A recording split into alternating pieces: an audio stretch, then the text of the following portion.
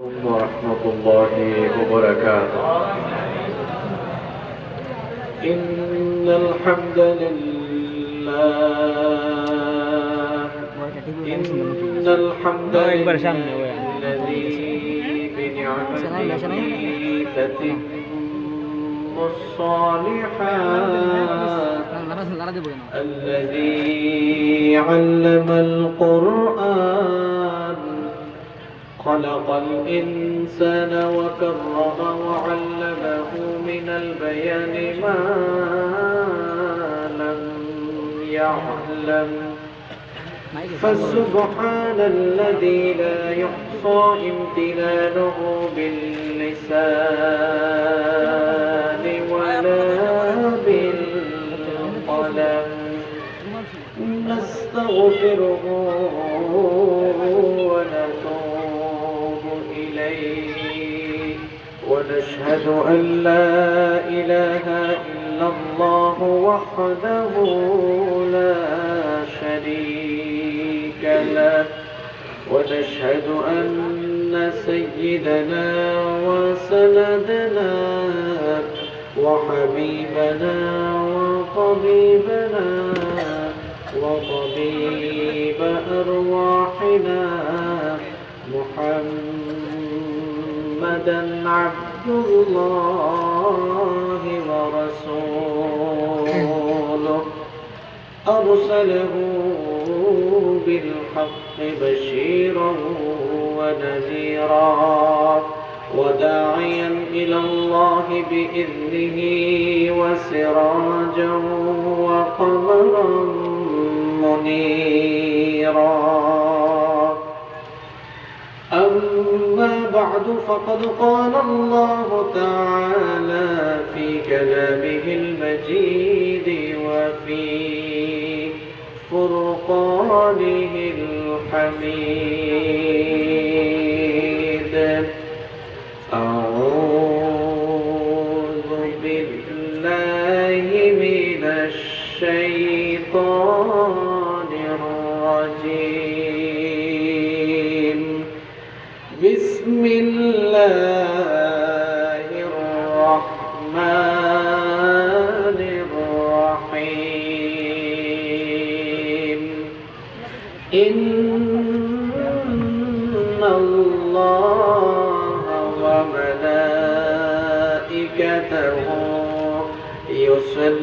يصلون على النبي يا أيها الذين آمنوا صلوا عليه وسلموا تسليما সবাই درود إبراهيم করে اللهم صل على محمد وعلى آل محمد كما صليت على إبراهيم وعلى آل إبراهيم إنك حميد مجيد اللهم بارك على محمد وعلى آل محمد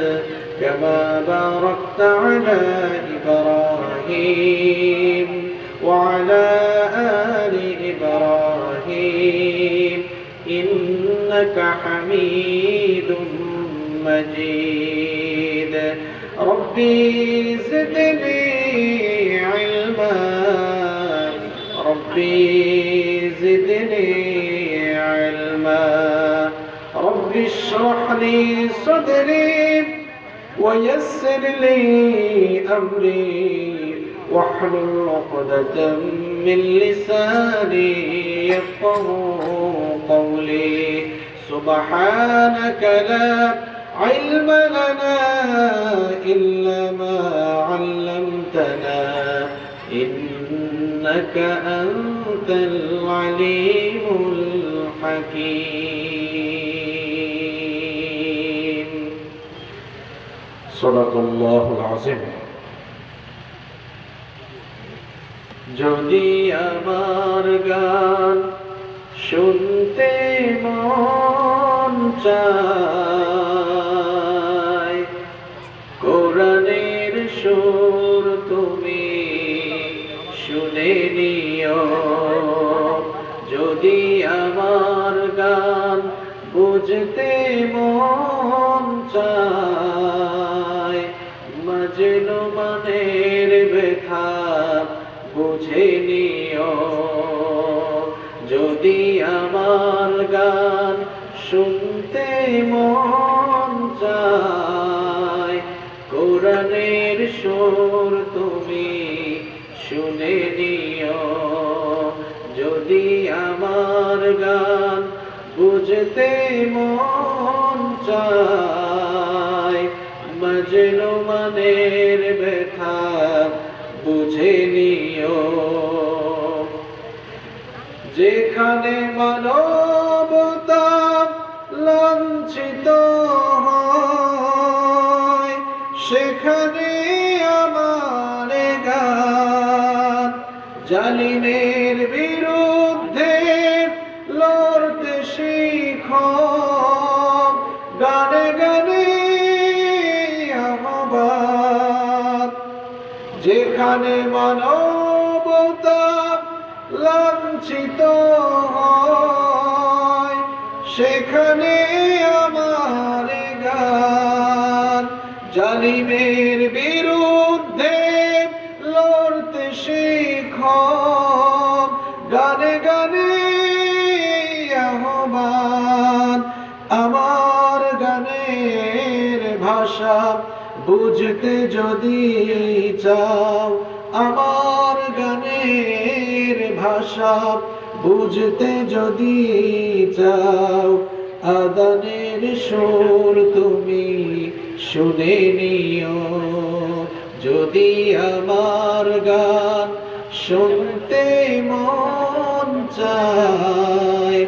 কোরআনের সুর তুমি শুনে নিও, যদি আমার গান বুঝতে মন চায়। মাজনু মনের ব্যথা বুঝে নিও, যে গানের সুরে সুরে জাগবে মানুষ, জাগবে ঘুমের পারা। কোরআনের পথ পানে ছুটবে সবাই, পড়বে নতুন সারা। যে গানের সুরে সুরে জাগবে মানুষ, জাগবে ঘুমের পারা।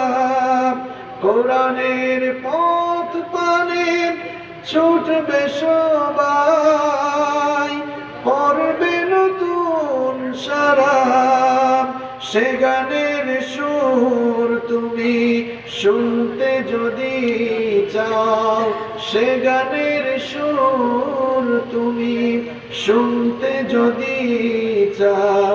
শহীদি মিছিলে তুমি শামিল হও, যদি আমার গান শুনতে মন চায়। কোরআনের সুর তুমি শুনে নিও, যদি আমার গান বুঝতে মন চায়। মাজনু মনের ব্যথা বুঝে নিও। বলেন আলহামদুলিল্লাহ। বাংলাদেশের অত্যন্ত সুপরিচিত ঐতিহ্যবাহী কিশোরগঞ্জ জেলার পটিয়াদি উপজেলার পঙ্গসুয়া আল ইত্তিহাদ যুব সংঘ ও এলাকাবাসীর যৌথ উদ্যোগে আয়োজিত আজকের এই তাফসীরুল কোরআন মাহফিলের মুহতারাম শ্রদ্ধাভাজন সভাপতি, বিশিষ্ট আলেমে দ্বীন, বিশিষ্ট ইসলামী চিন্তাবিদ ও গবেষক, পঙ্গসুয়া ঈদগাহ মাঠের সম্মানিত ইমাম আলহাজ মাওলানা হাবিবুর রহমান যুক্তিবাদী সাহেব। আতালাল্লাহু উমরাহু ওয়া বারাকাল্লাহু ফি হায়াতিহি। আমরা সবাই বলি আমিন। মাহফিল পরিচালনা করছেন মশওয়াত বাইতুস সালাম জামে মসজিদের সম্মানিত খতিব মাওলানা শাহির উদ্দিন সাহেব এবং জনাব মোহাম্মদ শহীদুল্লাহ আকন্দ মাস্টার সাহেব। আল্লাহ তাআলা আমার ভাইদেরকে কবুল করে নিন। আরেকজনের জন্য দোয়া করতে আপনাদের মনে দ্বিধাবোধ কাজ করে? কথা বলেন। কিশোরগঞ্জের মানুষ মনে হয় কথাবার্তা একটু কম বলে, তাই না? কিছু মানুষ আছে কথা কম বলে, কাজ করে বেশি। আপনারা কি ওই ধরনের লোক যে কাজ বেশি করেন আর কথা বলেন কম? এমন টাইপসের মানুষ নাকি আপনারা? প্রিয় ভাইয়েরা, আপনারা যেখানে বসেছেন এটা হচ্ছে নলেজ শেয়ার করার জায়গা। এখানে আমরা জ্ঞান বিতরণ করব, জ্ঞান শেয়ার করব। তো জ্ঞান কখনোই একতরফা আদান প্রদান করা যায় না, এজন্য দুই পক্ষকেই রেসপন্স করতে হয়। আমি আপনাদের সাথে কথা বলবো, আপনারা যদি রেসপন্স না করেন তাহলে মনে হবে যে কমিটির ভাইয়েরা আমাকে গুরুস্থানের সামনে বসিয়ে দিয়েছেন, আর গুরুস্থানের সামনে বসে বসে আমি কথা বলছি। আমি কি আসলে মুর্দা মানুষের সামনে আছি নাকি জীবিত মানুষের সামনে আছি? সবাই জীবিত আছেন তো আপনারা? কিছু মানুষ জীবিত থেকেও মরা মরা থাকে, আপনারা আবার সেরকম লোক হইয়েন না। আমরা জীবিত আছি, জীবিত লোকদের মধ্যে আমরা জীবিত লোকদের মতোই রেসপন্স করব। বলেন ইনশাআল্লাহ। আরেকজনের জন্য দোয়া করলে আপনার কোনো লস নাই। আরেকজনের জন্য দোয়া করলে ওই দোয়াটা আল্লাহ তাআলা আগে আপনার জন্য কবুল করবেন। আজকের এই মাহফিলে আমার আগে কথা বলেছেন বিশিষ্ট ইসলামী চিন্তাবিদ, প্রখ্যাত আলেমে দ্বীন, বাইতুল আমান জামে মসজিদ গাজীপুরের সম্মানিত খতিব মাওলানা মুফতি রুহুল আমিন নুরি সাহেব। খুব চমৎকার কথা বলেছেন। তিনি যতগুলো কথা বলেছেন আল্লাহ তাআলা যেন আমাদের প্র্যাকটিক্যাল লাইফে আমাদেরকে সেই কথাগুলো মেনে চলার, আমল করার তৌফিক দান করেন। আমরা বলি আমিন। মাহফিলে উপস্থিত সম্মানিত উলামায়ে কেরাম, বিভিন্ন রাজনৈতিক দলের সম্মানিত নেতৃবৃন্দ, সামাজিক নেতৃবৃন্দ, আমার সামনে বসা অত্র এলাকার পার্শ্ববর্তী এবং দূরদূরান্ত থেকে আগত আল্লাহর দ্বীন প্রেমী, কোরআন প্রেমী, সর্বস্তরের তাওহীদি জনতা, যুগে যুগে আল্লাহর জমিনে আল্লাহর দ্বীনকে প্রতিষ্ঠার জন্য যারা সবচেয়ে বেশি অগ্রণী ভূমিকা পালন করেছেন, আমার সম্মানিত যুবক এবং তরুণ ভাইয়েরা, স্কুল, কলেজ, ইউনিভার্সিটি এবং বিভিন্ন মাদ্রাসা পড়ুয়া আমার প্রাণ প্রিয় মেধাবী ছাত্র ভাইয়েরা, মহিলা প্যান্ডেল থেকে এবং ঘরে বসে যারা শুনছেন, শ্রদ্ধেয়া সম্মানিতা মা এবং বোনেরা, উপস্থিত জাতির বিবেক সম্মানিত সাংবাদিক বৃন্দ, উপস্থিত প্রাণ প্রিয় পটিয়াদিবাসী, সম্মানিত কিশোরগঞ্জবাসী, আপনারা সবাই কেমন আছেন? সবাই ভালো আছেন তো? যাদের মুখটা তালা লাগিয়ে রাখলেন, আমি আপনাকে প্রশ্ন করতে চাই, 10-11 মাস ধরে গোটা বিশ্বে প্যান্ডামিক সিচুয়েশন চলছে। অদৃশ্য একটি শক্তি করোনা ভাইরাসের কাছে গোটা দুনিয়া বিপর্যস্ত হয়ে গিয়েছে। কোটি কোটি মানুষ আক্রান্ত হয়েছে, লক্ষ লক্ষ মানুষ দুনিয়া থেকে বিদায় হয়েছে। আল্লাহ তাআলা তার অফুরন্ত দয়ায় আপনাকে এখনো বাঁচিয়ে রেখেছেন, সুস্থ রেখেছেন। এরপরেও কি আপনার মুখ থেকে আলহামদুলিল্লাহ বের হয় না? কত মানুষ চলে গিয়েছে আপনি কি দেখেন না? কত মানুষ হসপিটালে আহাজারি করছে আপনি কি জানেন না? সুস্থ থাকতে পারা, ভালো থাকতে পারা, এটি হচ্ছে পৃথিবীর সবচাইতে বড় নেয়ামতের নাম। পৃথিবীতে ঈমান হচ্ছে সবচাইতে দামি দৌলতের নাম। যারা ঈমান নামক নেয়ামত পায়নি, তারা প্রকৃত জীবন কোনটা সেটা বুঝেনি। ঈমানের আলোয় আলোকিত যারা হতে পারেনি, তারা জান্নাতের ঠিকানাও কোনোদিন খুঁজে পাবে এজন্য ঈমান পৃথিবীর সবচেয়ে দামি নিয়ামত। ঈমানের পরেই এই পৃথিবীতে সবচাইতে দামি নিয়ামতের নাম হচ্ছে আসিহা, সুস্থতা। আমি যদি আপনাদেরকে প্রশ্ন করি পৃথিবীতে সবচাইতে সুখী মানুষকে, পৃথিবীতে সবচাইতে সফল মানুষকে, হয়তো আপনারা তো রাষ্ট্রপতির এলাকার মানুষ, আপনারা কেউ কেউ হয়তো বলবেন হুজুর যে যত তাড়াতাড়ি ক্ষমতাকে পাকাপোক্ত করতে পারে সেই সুখী, সেই সফল। ব্যবসায়ী ভাইয়েরা যারা আছেন হয়তো তারা বলবেন হুজুর যারা ব্যবসা করে কম বয়সে অনেক টাকা পয়সা কামাতে পারে তারাই সবচাইতে সুখী মানুষ। এভাবে হ্যাপিনেস কিংবা সাকসেসকে এক একজন এক একভাবে আপনারা ডিফাইন করবেন। কিন্তু প্রিয় ভাইয়েরা, শুধুমাত্র টাকা পয়সা, ধন দৌলত, ক্ষমতা, প্রভাব, প্রতিপত্তি, আধিপত্য অর্জন করার নামই সফলতা কিংবা সুখ শান্তি নয়, বরং পৃথিবীতে সবচাইতে বড় নিয়ামত, সবচেয়ে বড় সফলতা, সবচেয়ে বড় সুখ শান্তির বিষয় হলো নিজেকে সুস্থ রাখতে পারা। আপনি কতটা ভালো আছেন এটা যদি ফিল করতে চান, কিশোরগঞ্জ সদর হাসপাতালে চলে যান কিংবা ঢাকায় কয়েকটা হসপিটালে আপনি ভিজিট করে আসেন। আপনি গিয়ে দেখেন ওখানে কত মানুষ আহাজারি করছে। আপনি বার্ন ইউনিটে যান, গিয়ে দেখেন আগুনে পোড়ার রোগীগুলো একটি সেকেন্ড শান্তি পাওয়ার জন্য কত চিৎকার করছে, আহাজারি করছে। করোনা ইউনিটে যান, গিয়ে দেখেন তারা মৃত্যুর জন্য প্রহর করছে। পৃথিবীতে সবচাইতে সুখের বিষয় হলো সুস্থ থাকতে পারা।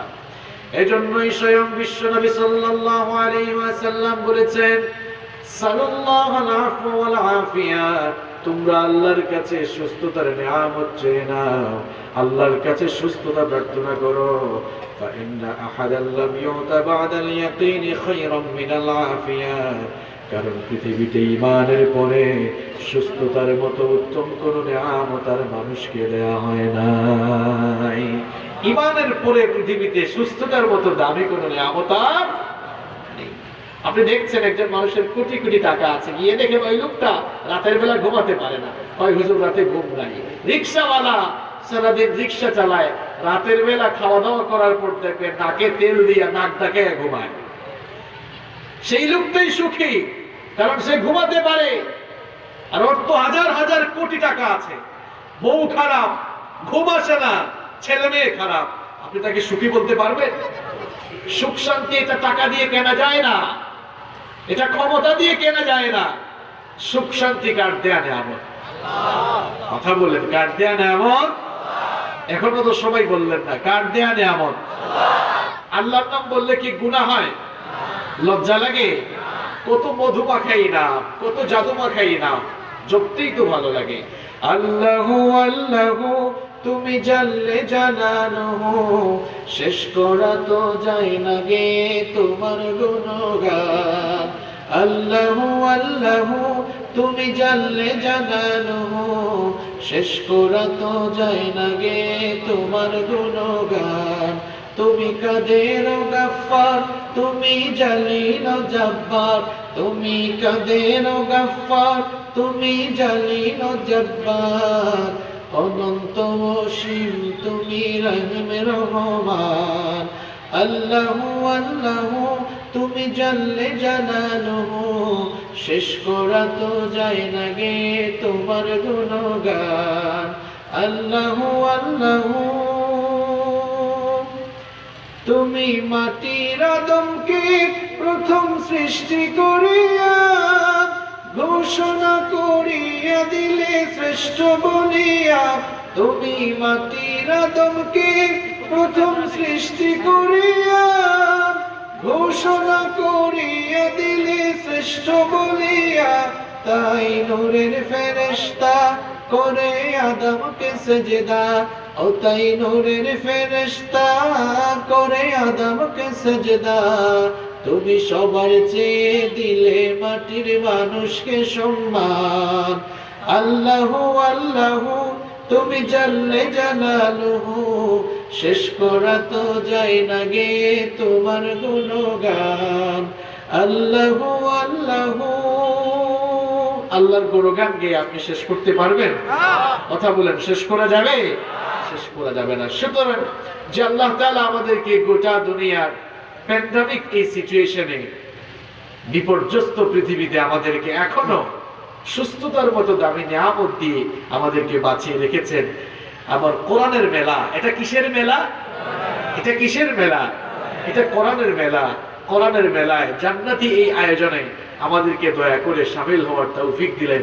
সেজন্য আসুন না আমরা একটু শুকরগুজার হয়ে, মনটা খুলে, প্রাণটা উজাড় করে দিয়ে, শরীরের সকল শক্তি গলার মাঝ বরাবরে নেই, আকাশ বাতাস প্রকম্পিত করে আল্লাহ তাআলার শুকরিয়া জানাই। আমরা সবাই করি আলহামদুলিল্লাহ। এখন আওয়াজটা ঠিক আছে না? ঠিক আছে তো? চলবে তাই না? কমায়েন না ভলিউম, আর কমায়েন না। আমাদেরকে ভালো রাখলেন কে? আল্লাহ। সুস্থ রাখলেন কে? আল্লাহ। এই মাহফিলে আসার তৌফিক দিলেন কে? আল্লাহ। এই মাহফিলে আসার জন্য সবার নসিব হয় না, এখানে আসার জন্য কপাল লাগে, সৌভাগ্যের দরকার হয়। কারণ এই প্রোগ্রামগুলোতে যারাই আসে তাদের উপরে অবারিত রহমতের ধারা নাজিল করেন কে? আপনারা যারা এখানে এসেছেন, আপনারা কার মেহমান বলেন তো? মাশাআল্লাহ, কার মেহমান? আপনাদের দাম কত বেশি শুনেন। মুসলিম শরীফের বর্ণনায় হাদিস এসেছে, عن أبي هريرة رضي الله عنه عن النبي صلى الله عليه وسلم قال لا يقعد قوم يذكرون الله إلا خفتهم الملائكة سيد المحدثين أبو هريرة رضي الله عنه হাদিসটি বর্ণনা করেছেন। বিশ্বনবী সাল্লাল্লাহু আলাইহি ওয়াসাল্লাম বলেছেন, যখন কোথাও কোন এলাকার লোকেরা একত্রিত হয়ে আল্লাহর কোরআন শোনার জন্য বসে যায়, এই মানুষগুলোকে পাহারা দেওয়ার জন্য পুলিশ নয়, র্যাব নয়, সেনাবাহিনী নয়, বিজিবি নয়, প্রশাসনের কোন স্তরের কোন প্রকার দায়িত্বশীল নয়, এই মানুষগুলোকে পাহারা দেওয়ার জন্য খাফাতুহুল মালাইকা, আল্লাহ তাআলা তার নূরের তৈরি রহমতের ফেরেশতা নাজিল করেন। শুধু তাই নয়, ওয়াগাশিয়াতহুমুর রাহমা, ওই বান্দাদেরকে আল্লাহ তাআলা তার রহমতের চাদর দিয়ে ঢেকে রাখে। শুধুই তাই নয়, ওয়ানাযালাত আলাইহিমুস সাকিনা, আল্লাহ তাআলা ওই বান্দাদের উপরে তিনি তার রহমতের ভান্ডার থেকে স্পেশাল রহমত সাকিনা নামক রহমত নাজিল করতে থাকে। ওয়াযাকারাহুমুল্লাহু ফী মান ইনদাহু, আর আল্লাহর রহমতের ফেরেশতারা চতুর্দিকে ঘিরে আমাদেরকে পাহারা দিয়ে দিয়ে সারাক্ষণ শুধু আল্লাহর কাছে আমাদের ইস্তেগফারের জন্য আল্লাহর কাছে ফরিয়াদ করতে থাকে। সুবহানাল্লাহ। সুতরাং এই মাহফিলে আসতে পারা এটা অনেক বড় সৌভাগ্যের ব্যাপার। প্রিয় ভাইয়েরা, আমরা কোরআনের মাহফিলে এসেছি। এটা কোনো রাজনৈতিক মঞ্চ নয়, এটা কোরআনের মঞ্চ। এখানে আমরা মানুষদেরকে কোরআন শোনাই, এখানে কোরআন থেকে আমরা কথা বলি, এখানে মানুষদেরকে আমরা আল্লাহর কোরআনের দিকে আহ্বান করি। আমরা যেহেতু তাফসীরের প্রোগ্রামে এসেছি, কোরআনের মাহফিলে এসেছি, এজন্য প্রিয় ভাইয়েরা, আল্লাহর কোরআন আমাদের কাছে কি চায়, আল্লাহর কোরআন আমাদের কাছে কি দাবি করেছে, আমরা আজকে সেই বিষয়গুলো জানবার চেষ্টা করব ইনশাআল্লাহ। এই যে কিতাব, এত বড় একটি কিতাব, এত মহান একটি নিয়ামত আল্লাহ তাআলা আমাদেরকে দিয়েছেন। এত বড় নিয়ামত পাওয়ার পরেও আমরা গোটা দুনিয়ায় আজকে অধপতিত, চরম লাঞ্ছিত, অপদস্থ, নিগৃহীত, নির্যাতিত, নিষ্পেষিত। এর কারণটা কি? অথচ পৃথিবীর সবচাইতে পাওয়ারফুল জিনিস আমাদের কাছে আছে। আপনাদের ঘরে কোরআন আছে না নাই? আপনাদের ঘরে কোরআন আছে না নাই? আজও সেই কোরআন আছে, হাদিস আছে, সেই ঈমান আর মানুষ নেই। আজও সেই কোরআন আছে, হাদিস আছে, সেই ঈমান আর মানুষ নেই। আযানের ধ্বনি আছে আগের মতোই, বেলালের সেই রূহ নেই। আজও সেই কোরআন আছে, হাদিস আছে, সেই ঈমান আর মানুষ নেই। কোরআন হাদিস আমাদের কাছে আছে। আবু বকরের মতো, ওমরের মতো, উসমানের মতো, আলীর মতো আলীর মতো, হামজার মতো, খালিদ সাইফুল্লাহর মতো ঈমান আমাদের ভেতরে আজ নেই। কেন নেই জানেন? আপনি কি কখনো চিন্তা করেছেন এর কারণগুলো কি? এর কারণগুলো হচ্ছে কোরআনকে তারা যেভাবে ধারণ করেছেন, লালন করেছেন, আজকে আমরা আল্লাহর কিতাব এই কোরআনকে সেভাবে আমাদের মধ্যে ধারণ করতে পারছি না, লালন করতে পারছি না। এজন্যই আমরা গোটা দুনিয়ায় মার খেতে খেতে অধঃপতনের অতল তলদেশে নিপতিত হয়ে যাচ্ছি। কেন মুসলমানদের এই দুরবস্থা? কিশোরগঞ্জের মুসলমানরা, আপনারা আপনাদের পূর্বপুরুষদের ইতিহাস ভুলে গিয়েছেন। আপনাদের পূর্বপুরুষরা গোটা দুনিয়াকে নেতৃত্ব দিয়েছে। আপনাদের পূর্বপুরুষদের কথা আপনাদের মনে নাই? আপনাদের পূর্বপুরুষ তো তারা যারা গোটা দুনিয়াকে আল্লাহর কোরআন দিয়ে নেতৃত্ব দিয়েছে। তাদের উত্তরসূরি আজ আমরা গোটা দুনিয়ায় মার খেতে খেতে একেবারে ধ্বংসের অতল গহ্বরে চলে যাচ্ছি। এর একটা মাত্রই কারণ, তারা যেভাবে তাদের জীবনে কোরআনকে ধারণ করেছেন, লালন করেছেন, আমরা আমাদের জীবনে কোরআনকে সেভাবে ধারণ করতে পারছি না, লালন করতে পারছি না। তারা কোরআনকে তাদের জীবন পরিচালনার গাইডলাইন হিসেবে গ্রহণ করেছেন, আর আমরা কোরআনকে শুধুমাত্র ধর্মীয় কিতাব হিসাবে আমাদের জীবনে গ্রহণ করে নিয়েছি। ঠিক বেঠিক করে বলিয়েন, বুঝেন আগে। তারা কোরআনকে জীবন পরিচালনার চূড়ান্ত গাইডলাইন হিসেবে গ্রহণ করলেন। ব্যক্তি জীবন, পারিবারিক জীবন, সমাজ জীবন, অর্থনৈতিক জীবন, রাজনৈতিক জীবন, রাষ্ট্রীয় জীবন, এক কথায় তারা কোরআন কারীমকে কমপ্লিট কোড অফ লাইফ হিসেবে গ্রহণ করেছেন। আর আমি আপনি কি করলাম? আমি আপনি কোরআনকে ধর্মীয় কিতাব বানিয়ে এটাকে শুধুমাত্র মসজিদের কোণায় রেখে দিয়েছি। যারাই কোরআন থেকে কথা বলতে চায়, যারা কোরআনের দাবিগুলো সমাজে পেশ করতে চায়, বরং উল্টা আমরা তাদেরকে বাধা দেওয়ার চেষ্টা করি। এজন্যই তো এই অবস্থা।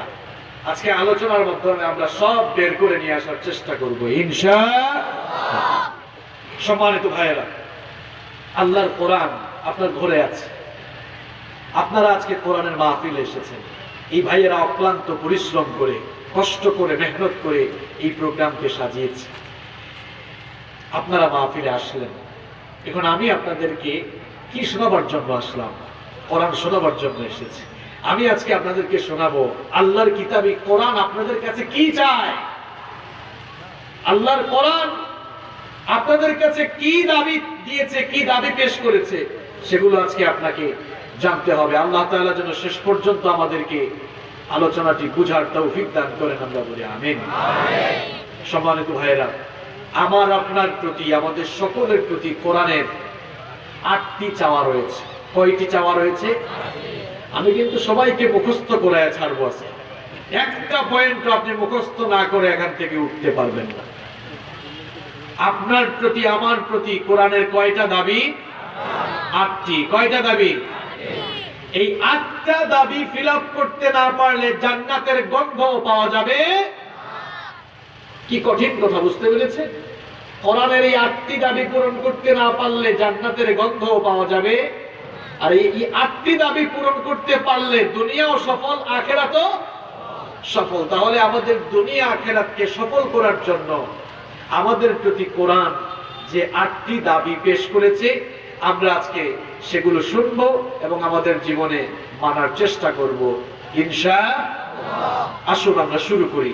আমাদের প্রতি কোরআনের 1 নাম্বার দাবি হচ্ছে আল্লাহ তাআলার নাজিল করা এই কিতাবটা বিশুদ্ধ করে পড়তে জানা। আমার বৃদ্ধ বাবারা, আপনার বয়স তো 50 বছর হয়ে গেল। বাবা, আপনার বয়স তো 60 বছর হয়ে গেল, 55 বছর হয়ে গেল। কেন আপনি এখনো কোরআন তেলাওয়াত বিশুদ্ধ করে পড়তে পারেন না? কেন আপনি এখনো কোরআন পড়তে পারেন না? গোটা জীবন আপনি কোথায় কিভাবে কাটালেন বাবা? কি জবাব দিবেন আপনি আল্লাহর কাছে? হ্যাঁ যুবক আর তরুণ ভাইয়েরা, তোমরা যারা স্কুলে পড়ো, কলেজে পড়ো, ইউনিভার্সিটিতে পড়ো, আমি তোমাদেরকে বলছি, তুমি কি চমৎকার করে ইংরেজিতে কথা বলতে পারো, তোমার প্রোনাউন্সিয়েশন খুব চমৎকার, কিন্তু এখনো তুমি কেন আউযু বিল্লাহ বিসমিল্লাহ শুদ্ধ করে পড়তে পারো না? তুমি কেন এখনো কোরআন শিখো নাই? কেন তুমি পৃথিবীর সবচাইতে দামি কিতাবটি এখনো পড়তে পারো না? তুমি কি জানো, তুমি যে জ্ঞান বিজ্ঞানের তালাশ করো, এত বড় কিতাব আল্লাহ তাআলা দিয়েছেন। এই কিতাবটি হচ্ছে এমন কিতাব, it's the source of knowledge and science. এটি হচ্ছে জ্ঞান বিজ্ঞানের উৎস, এটি জ্ঞানের উৎস। সকল জ্ঞানের খনি যেই কিতাবের ভেতরে আছে সেই কিতাবের নাম হচ্ছে আল কোরআন। আমার বৃদ্ধ বাবারা, বয়স তো চলে গেল, চুলদারি তো সাদা হয়ে গেল, কোরআনের প্রথম দাবিটাই তো পূরণ করতে পারলেন না বাবা। এখনো তো শুদ্ধ করে কোরআন পড়তে পারেন না। কয় হুজুর পারি তো। বললাম কেমন করো? কয় আলহামদুলিল্লাহি রাব্বিল আলামিন। এটা তো কোরআনের মতো কোরআন পড়লেন না, আপনি আপনার নিয়মে কোরআন পড়লেন। আপনার নিয়মে কোরআন পড়লে হবে? কথা বলেন, হবে? কোরআনকে কোরআনের মতো তাজবিদের নিয়ম কানুন নিয়ে কোরআন পড়তে হবে। যুবক আর তরুণ ভাইরা, কথাগুলো তোমার দিলে লাগাবার চেষ্টা করো, বিবেক দিয়ে চিন্তা করো। তুমি দেশের বাহিরে পড়াশোনায় যেতে চাও, এজন্য আইএলটিএস করো, টোফেল করো, জিআরই করো। আইএলটিএস এক্সাম দেয়, ইংরেজি ভাষার বিভিন্ন কোর্স করে দেশের বাহিরে গিয়ে অনার্স করবে, মাস্টার্স করবে। আবার চীনে যেতে চায়, এজন্য চাইনিজ ল্যাঙ্গুয়েজের কোর্স করে, চুয়াং ওয়াং ওয়াং আছে না, এসব ভাষা শিখে। কোরিয়ায় যেতে চাই, কোরিয়ান ল্যাঙ্গুয়েজের কোর্স করে। অবশ্যই আপনি করবেন। আপনি আপনার ক্যারিয়ারকে সমৃদ্ধ করার জন্য বিভিন্ন ল্যাঙ্গুয়েজের কোর্স করতেই পারেন, আমার কোনো আপত্তি নাই। কিন্তু প্রিয় ভাই, তোমার কাছে আমার প্রশ্ন হচ্ছে, তুমি দুনিয়ায় তোমার সুন্দর একটি ক্যারিয়ার সাজাবার জন্য তোমার জীবনের গুরুত্বপূর্ণ সময়, তোমার বাবার টাকা পয়সা ইনভেস্ট করতে তুমি রাজি আছো। কিন্তু আল্লাহর দেওয়া কিতাব, যেই কিতাব শিখলে তোমার দুনিয়া সফল, আখিরাত সফল, জান্নাতের ঠিকানা খুঁজে পাবা, এখনো তুমি ওই কোরআন 2-3 মাস সময় নিয়ে শিখতে পারলা না। কোন ইবলিসের সাথে বসবাস তোমার? কোন ইবলিসের সাথে তোমার ফ্রেন্ডশিপ হলো? কোন ইবলিসের সাথে তোমার বন্ধুত্ব হলো? 30, 40, 50 বছর বয়স তাদের হয়েছে। মা বোনরা যারা মহিলা প্যান্ডেল থেকে শুনছেন, আমার মা বোনেরা, এখনো আপনারা কোরআন শিখলেন না। আমার বোনেরা, আপনারা যারা স্কুলে কলেজে বিশ্ববিদ্যালয়ে পড়েন, এখনো আপনি কোরআন শিখলেন না। আপনার জীবন থেকে সময় চলে যাচ্ছে, কবে আপনি কোরআন শিখবেন? এই কোরআনটাকে বিশুদ্ধ করে শেখার কথা বলেছেন কে? আরো আস্তে বলেন, বলেছেন কে? কোরআনে কারীমের 73 নম্বর সূরা সূরাতুল মুজাম্মিলের 4 নম্বর আয়াতে আল্লাহ পাক সুন্দর করে বললেন, ওয়ারাত্তিলিল কুরআনা তারতিলা। তারতিলের সাথে, তাজউইদের সাথে, তাহসিনের সাথে ধীরস্থির ভাবে আল্লাহর দেওয়া এই কিতাব সুন্দর করে তেলাওয়াত করো। এই ঘোষণাটা কার? এই ঘোষণাটা কার? এই ব্যবসায়ী ভাইরা, কোটি কোটি টাকার ব্যবসা করছেন, কয়েক হাজার টাকা খরচ করে ইমাম সাহেবের কাছ থেকে এখনো কোরআন শিখলেন না। কোন ইবলিসের সাথে বাস করেন? কবে কোরআন শিখবেন আপনি? আল্লাহর দেওয়া কোরআনের প্রথম দাবিটাই তো পূরণ করতে পারলেন না। কোরআন তো 8টি দাবি দিয়েছে, প্রথম দাবি তুই আপনি এখনো পূরণ করলেন না, বাকিগুলো কোন দিন করবেন? যুবক আর তরুণ ভাইয়েরা, সময় চলে যাচ্ছে ভাই, সময় চলে যাচ্ছে। যেই সময় চলে যায় সেই সময় আর ফিরে আসে। আমরা যারা কোরআন শিখছি না, সময় কাটিয়ে দিচ্ছি, সময় যত যাচ্ছে ততই আমরা মৃত্যুর দিকে অগ্রসর হচ্ছি। আমরা বলি আমাদের বয়স নাকি, আমাদের বয়স নাকি কি হয়? আসলে কি বাড়ে? বয়স বাড়ে না কমে? আমাদের হায়াত কিন্তু কমে যাচ্ছে, আমরা টেরও পাচ্ছি না। আমার ভাইরা যারা আমরা কোরআন শিখলাম না, আমরা যারা এখনো কোরআনের তেলাওয়াত বিশুদ্ধ করে শিখলাম না, বিশ্বনবী মুহাম্মদুর রাসূলুল্লাহ সাল্লাল্লাহু আলাইহি ওয়াসাল্লামের শাফায়াত আমাদের দরকার আছে না নাই? এদিকে তাকান ভাই, ভালো করে শুনেন।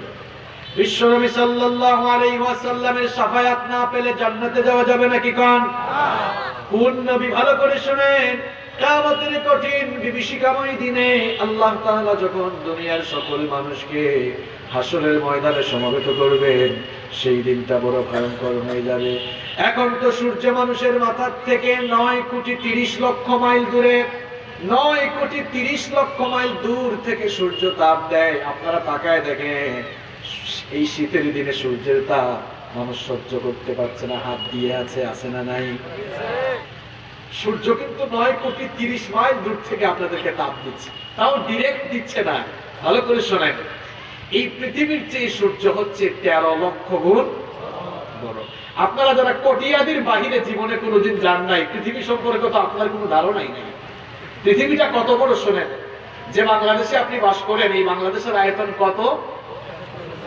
1,47,570 বর্গ কিলোমিটার। বাংলাদেশটা মনে হয় খুব বড় একটা দেশ, তাই না?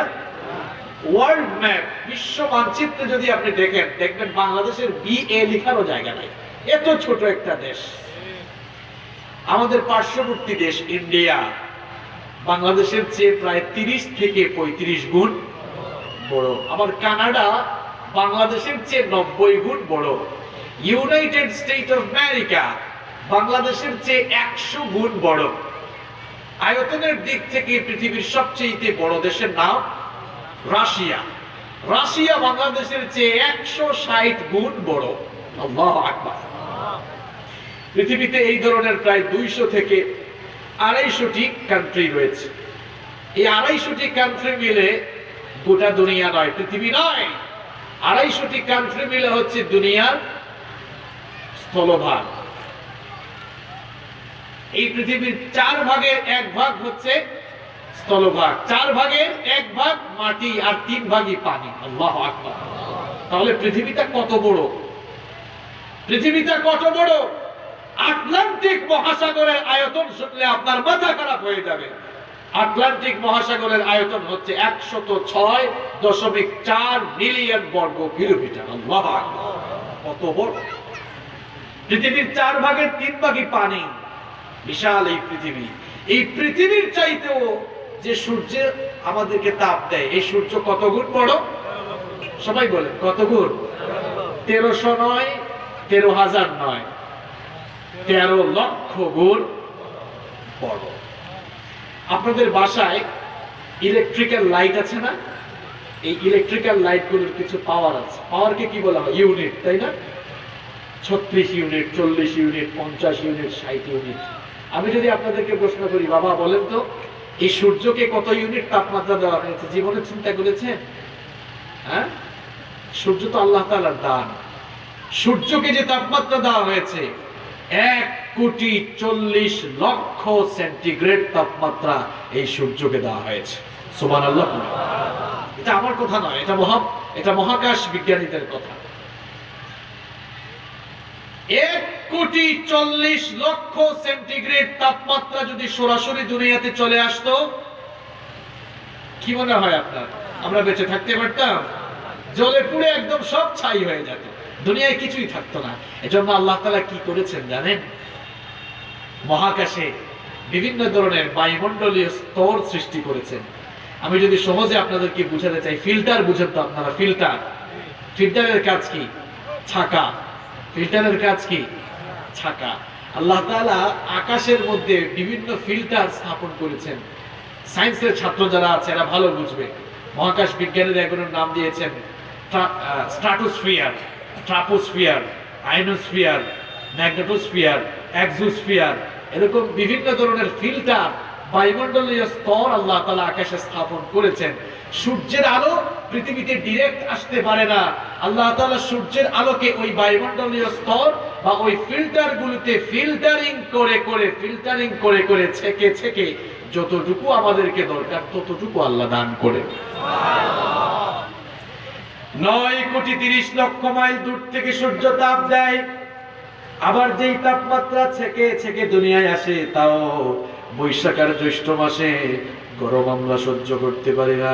আমার ভাইয়েরা, 9,30,00,000 মাইল দূরের সেই সূর্য কিয়ামতের কঠিন দিনে মানুষের মাথার 1 কিংবা 2 মাইল উপরে নেমে আসবে। অবস্থা সেদিন এত কঠিন হয়ে যাবে, সূর্যের প্রচন্ড তাপে জমিন তামার জমিনে পরিণত হয়ে যাবে। গুনাহগারদের মাথার চান্দি ফেটে মগজগুলো টকবক করে ফুটে ফুটে বেয়ে বেয়ে পড়তে থাকবে। আর সেই কঠিন দৃশ্য আপনাদেরকে কেমনে বুঝাই? মহিলারা যখন চুলায় ভাত রান্না করে পানি গরম হয়ে যাওয়ার পর চালগুলো যেমন করে ফুটতে থাকে, গুনাহগারদের মাথার চান্দি ফেটে মগজগুলো সেরকম ফুটে ফুটে গলে গলে বেয়ে পড়তে থাকবে। বিচারের দিনটা কত বেশি লম্বা হবে শোনেন, 50,000 সানাতিন মিম্মা তাউদ্দুন। দুনিয়ায় যে আমরা হিসাব করি, দুনিয়ার হিসেব অনুযায়ী বিচারের দিনটা 50,000 বছর লম্বা হয়ে যাবে। আল্লাহু আকবার। 50,000 বছর দাঁড়িয়ে থাকতে থাকতে মানুষের সহ্য হবে না। লোকেরা এবার পৃথিবীর প্রথম মানুষ এবং প্রথম নবী আমাদের বাবা সাইয়েদনা আদম আলাইহিস সালামের কাছে গিয়ে আরজ করবে, ওগো আমাদের বাবা আদম, আপনাকে আল্লাহ পাক তার নিজের হাতে বানিয়েছেন। সবার আগে আল্লাহ আপনাকে বানিয়েছে, আপনার ভেতরে রূহ ফুঁকে দিয়েছে। আল্লাহর কাছে একটু আরজ করে বিচারের কাজটা যেন শুরু হয়ে যায়। সাইয়েদনা আদম আলাইহিস সালাম তখন বলবেন, আমি পারবো না, কারণ নিষিদ্ধ গাছের ফল ভক্ষণ করেছিলাম। জানি না আজ আল্লাহ পাক আমার সাথে কি দুর্ব্যবহার করেন, আমি পারবো না, চলে যাও আমার ছেলে নূহের কাছে। লোকেরা এবার সাইয়েদনা নূহ আলাইহিস সালামের কাছে যাবে, গিয়ে দেখবে সাইয়েদনা নূহ আলাইহিস সালাম তিনি জপছেন নাফসি নাফসি। লোকেরা বলবে, আল্লাহর কাছে একটু আরজ করেন বিচারের কাজটা যেন আল্লাহ শুরু করে দেন। সাইয়েদনা নূহ আলাইহিস সালাম তখন বলবেন, আমিও পারবো না, কারণ আমি আমার কওমের জন্য বদদুয়া করেছিলাম। জানি না আজ আল্লাহ পাক আমার সাথে এজন্য কি দুর্ব্যবহার করবে। চলে যাও মূসা আলাইহিস সালামের কাছে। লোকেরা গিয়ে দেখবে মূসা আলাইহিস সালাম তিনিও জপছেন নাফসি নাফসি। লোকেরা বলবে, আপনি আল্লাহর কাছে আরজ করেন বিচারের কাজটা যেন শুরু হয়ে যায়। সাইয়েদনা মূসা আলাইহিস সালাম তখন বলবেন, আমিও পারবো না, কারণ ফেরাউনের বংশের এক লোককে এক থাপ্পড় দিয়া দুনিয়া থেকে বিদায় করে দিয়েছি।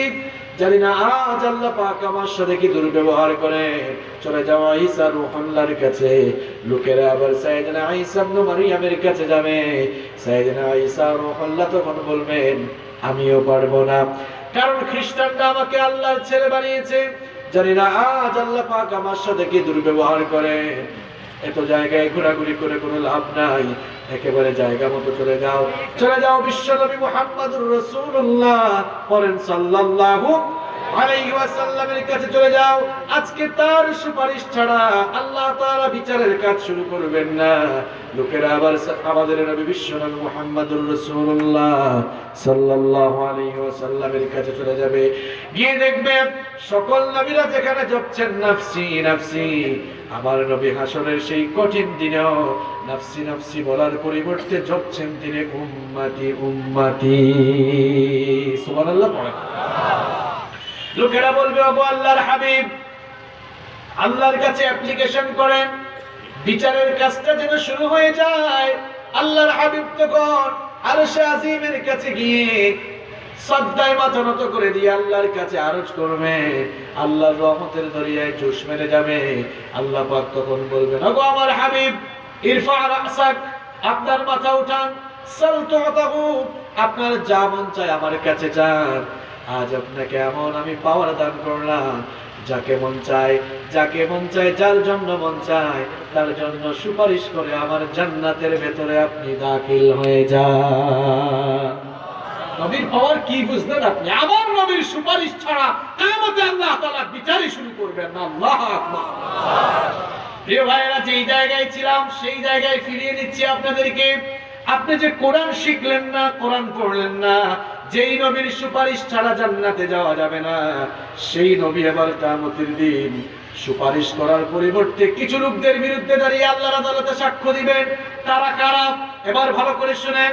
কোরআন কারীমের 25 নম্বর সূরা সূরাতুল ফুরকানের 30 নম্বর আয়াতে আল্লাহ পাক সুন্দর করে বললেন, কিয়ামতের দিন আমার হাবিব কিছু লোকদের বিরুদ্ধে দাঁড়িয়ে আমার কাছে ফরিয়াদ করবে।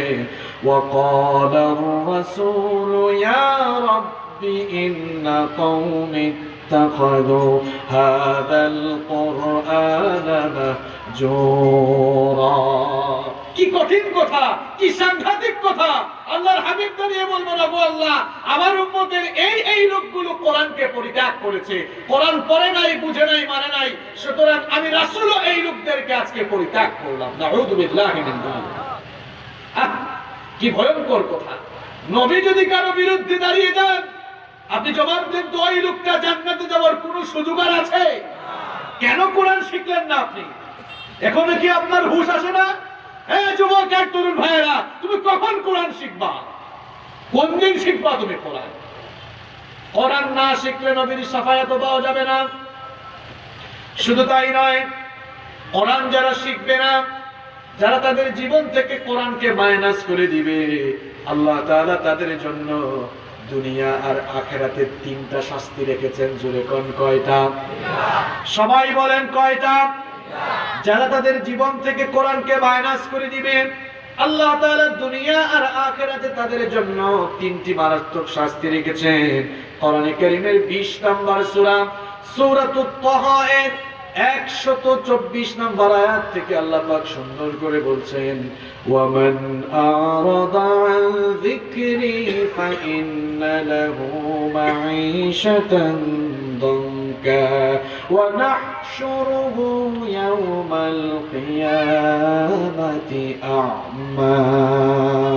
ভালো করে শুনেন ভাই, আল্লাহ তাআলা বলছেন যারা আমার যিকর অর্থাৎ আমার কোরআন থেকে মুখ ফিরিয়ে নিয়েছে, আমি আল্লাহ তাদের জীবনকে সংকীর্ণ করে দিব। মুফাসসিরিনে কেরাম মাঈশাতান দানকা এর ব্যাখ্যায় লিখেছেন, জীবনকে আল্লাহ তাআলা 2 ভাবে সংকীর্ণ করে দিবেন। যারা কোরআন থেকে মুখ ফিরিয়ে নিয়েছে, এদের জীবনকে আল্লাহ তাআলা কয় ভাবে সংকীর্ণ করে দিবেন? 2 ভাবে। এক হচ্ছে আল্লাহ তাআলা এদের জীবন থেকে সুখ শান্তি তুলে দিবেন। দেখা যাবে টাকা আছে, পয়সা আছে, গাড়ি বাড়ি, ইন্ডাস্ট্রি আছে, ক্ষমতা আছে, মেম্বার, চেয়ারম্যান, এমপি, মন্ত্রী সব হয়ে গিয়েছে, কিন্তু ঘরের মধ্যে সুখ নাই। ঘরে গেলে দেখা যায় বউ ঝাড়ু দিয়া পিটায়, কিংবা তার বউ আর একজনের সাথে পরকিয়া করে, কিংবা ছেলে মেয়ে ঐশীর মতো হয়ে গিয়েছে, কিংবা ছেলে মেয়ে মাদকাসক্ত হয়ে গিয়েছে। পরিবারে শান্তি নাই, জীবনে শান্তি নাই। আল্লাহ বলেন এর কারণ হলো এদের জীবনে কোরআন নাই। জোরে কোন কি নাই? যাদের জীবনে সুখ শান্তি নাই, আপনি মিলান তো আল্লাহর এই আয়াতটা বাস্তবতার সাথে মিলান। আল্লাহ তাআলা বলছেন গাড়ি বাড়ি, টাকা পয়সা, ইন্ডাস্ট্রি, প্রভাব, প্রতিপত্তি, ক্ষমতা, এত কিছু থাকার পরেও যাদের জীবনে সুখ নাই, এর কারণ হলো ওই লোকটার জীবনে আল্লাহর কোরআন নাই। কি নাই? আপনারা দেখেন এদের চেহারা বাহিরে শুধু নাদুস নুদুস দেখা যায়, ভেতরে কিছুই না, একেবারে পোষা। একেবারে কি? কারণ জীবনে কি নাই? কোরআন নাই। জীবনে কি নাই? ভেতর বাহিরে তাজা থাকতে হবে, জীবনে কোরআন থাকতে হবে। কি থাকতে হবে? 1 নম্বর শাস্তি হলো যেই সকল লোকেরা কোরআন থেকে মুখ ফিরিয়ে নিবে, আল্লাহ তাআলা তাদের জীবন থেকে সুখ শান্তি কেড়ে নেবেন। এবার বলেন তো সুখ শান্তি দেওয়ার মালিক কে? সুখ শান্তি যদি আল্লাহ আপনার জীবন থেকে কেড়ে নেয়, সুখ শান্তি কি আপনি নিজে নিজে নিয়ে আসতে পারবেন নাকি? এই জন্য জীবনে যদি সুখ শান্তি চান, কোরআনের সাথে থাকার দরকার আছে না নাই? আল্লাহ তাআলা বলছেন 1 নম্বর শাস্তি, কোরআন থেকে যারা মুখ ফিরাবে তাদের জীবন থেকে সুখ শান্তি কেড়ে নেওয়া হবে। মুফাসসিরিনে কেরাম মাঈশাতান দানকার ব্যাখ্যায় লিখেছে 2 নম্বর শাস্তি হলো এই লোকগুলা মারা যাওয়ার পর এদের কবরটাকে সংকীর্ণ করে দেওয়া হবে।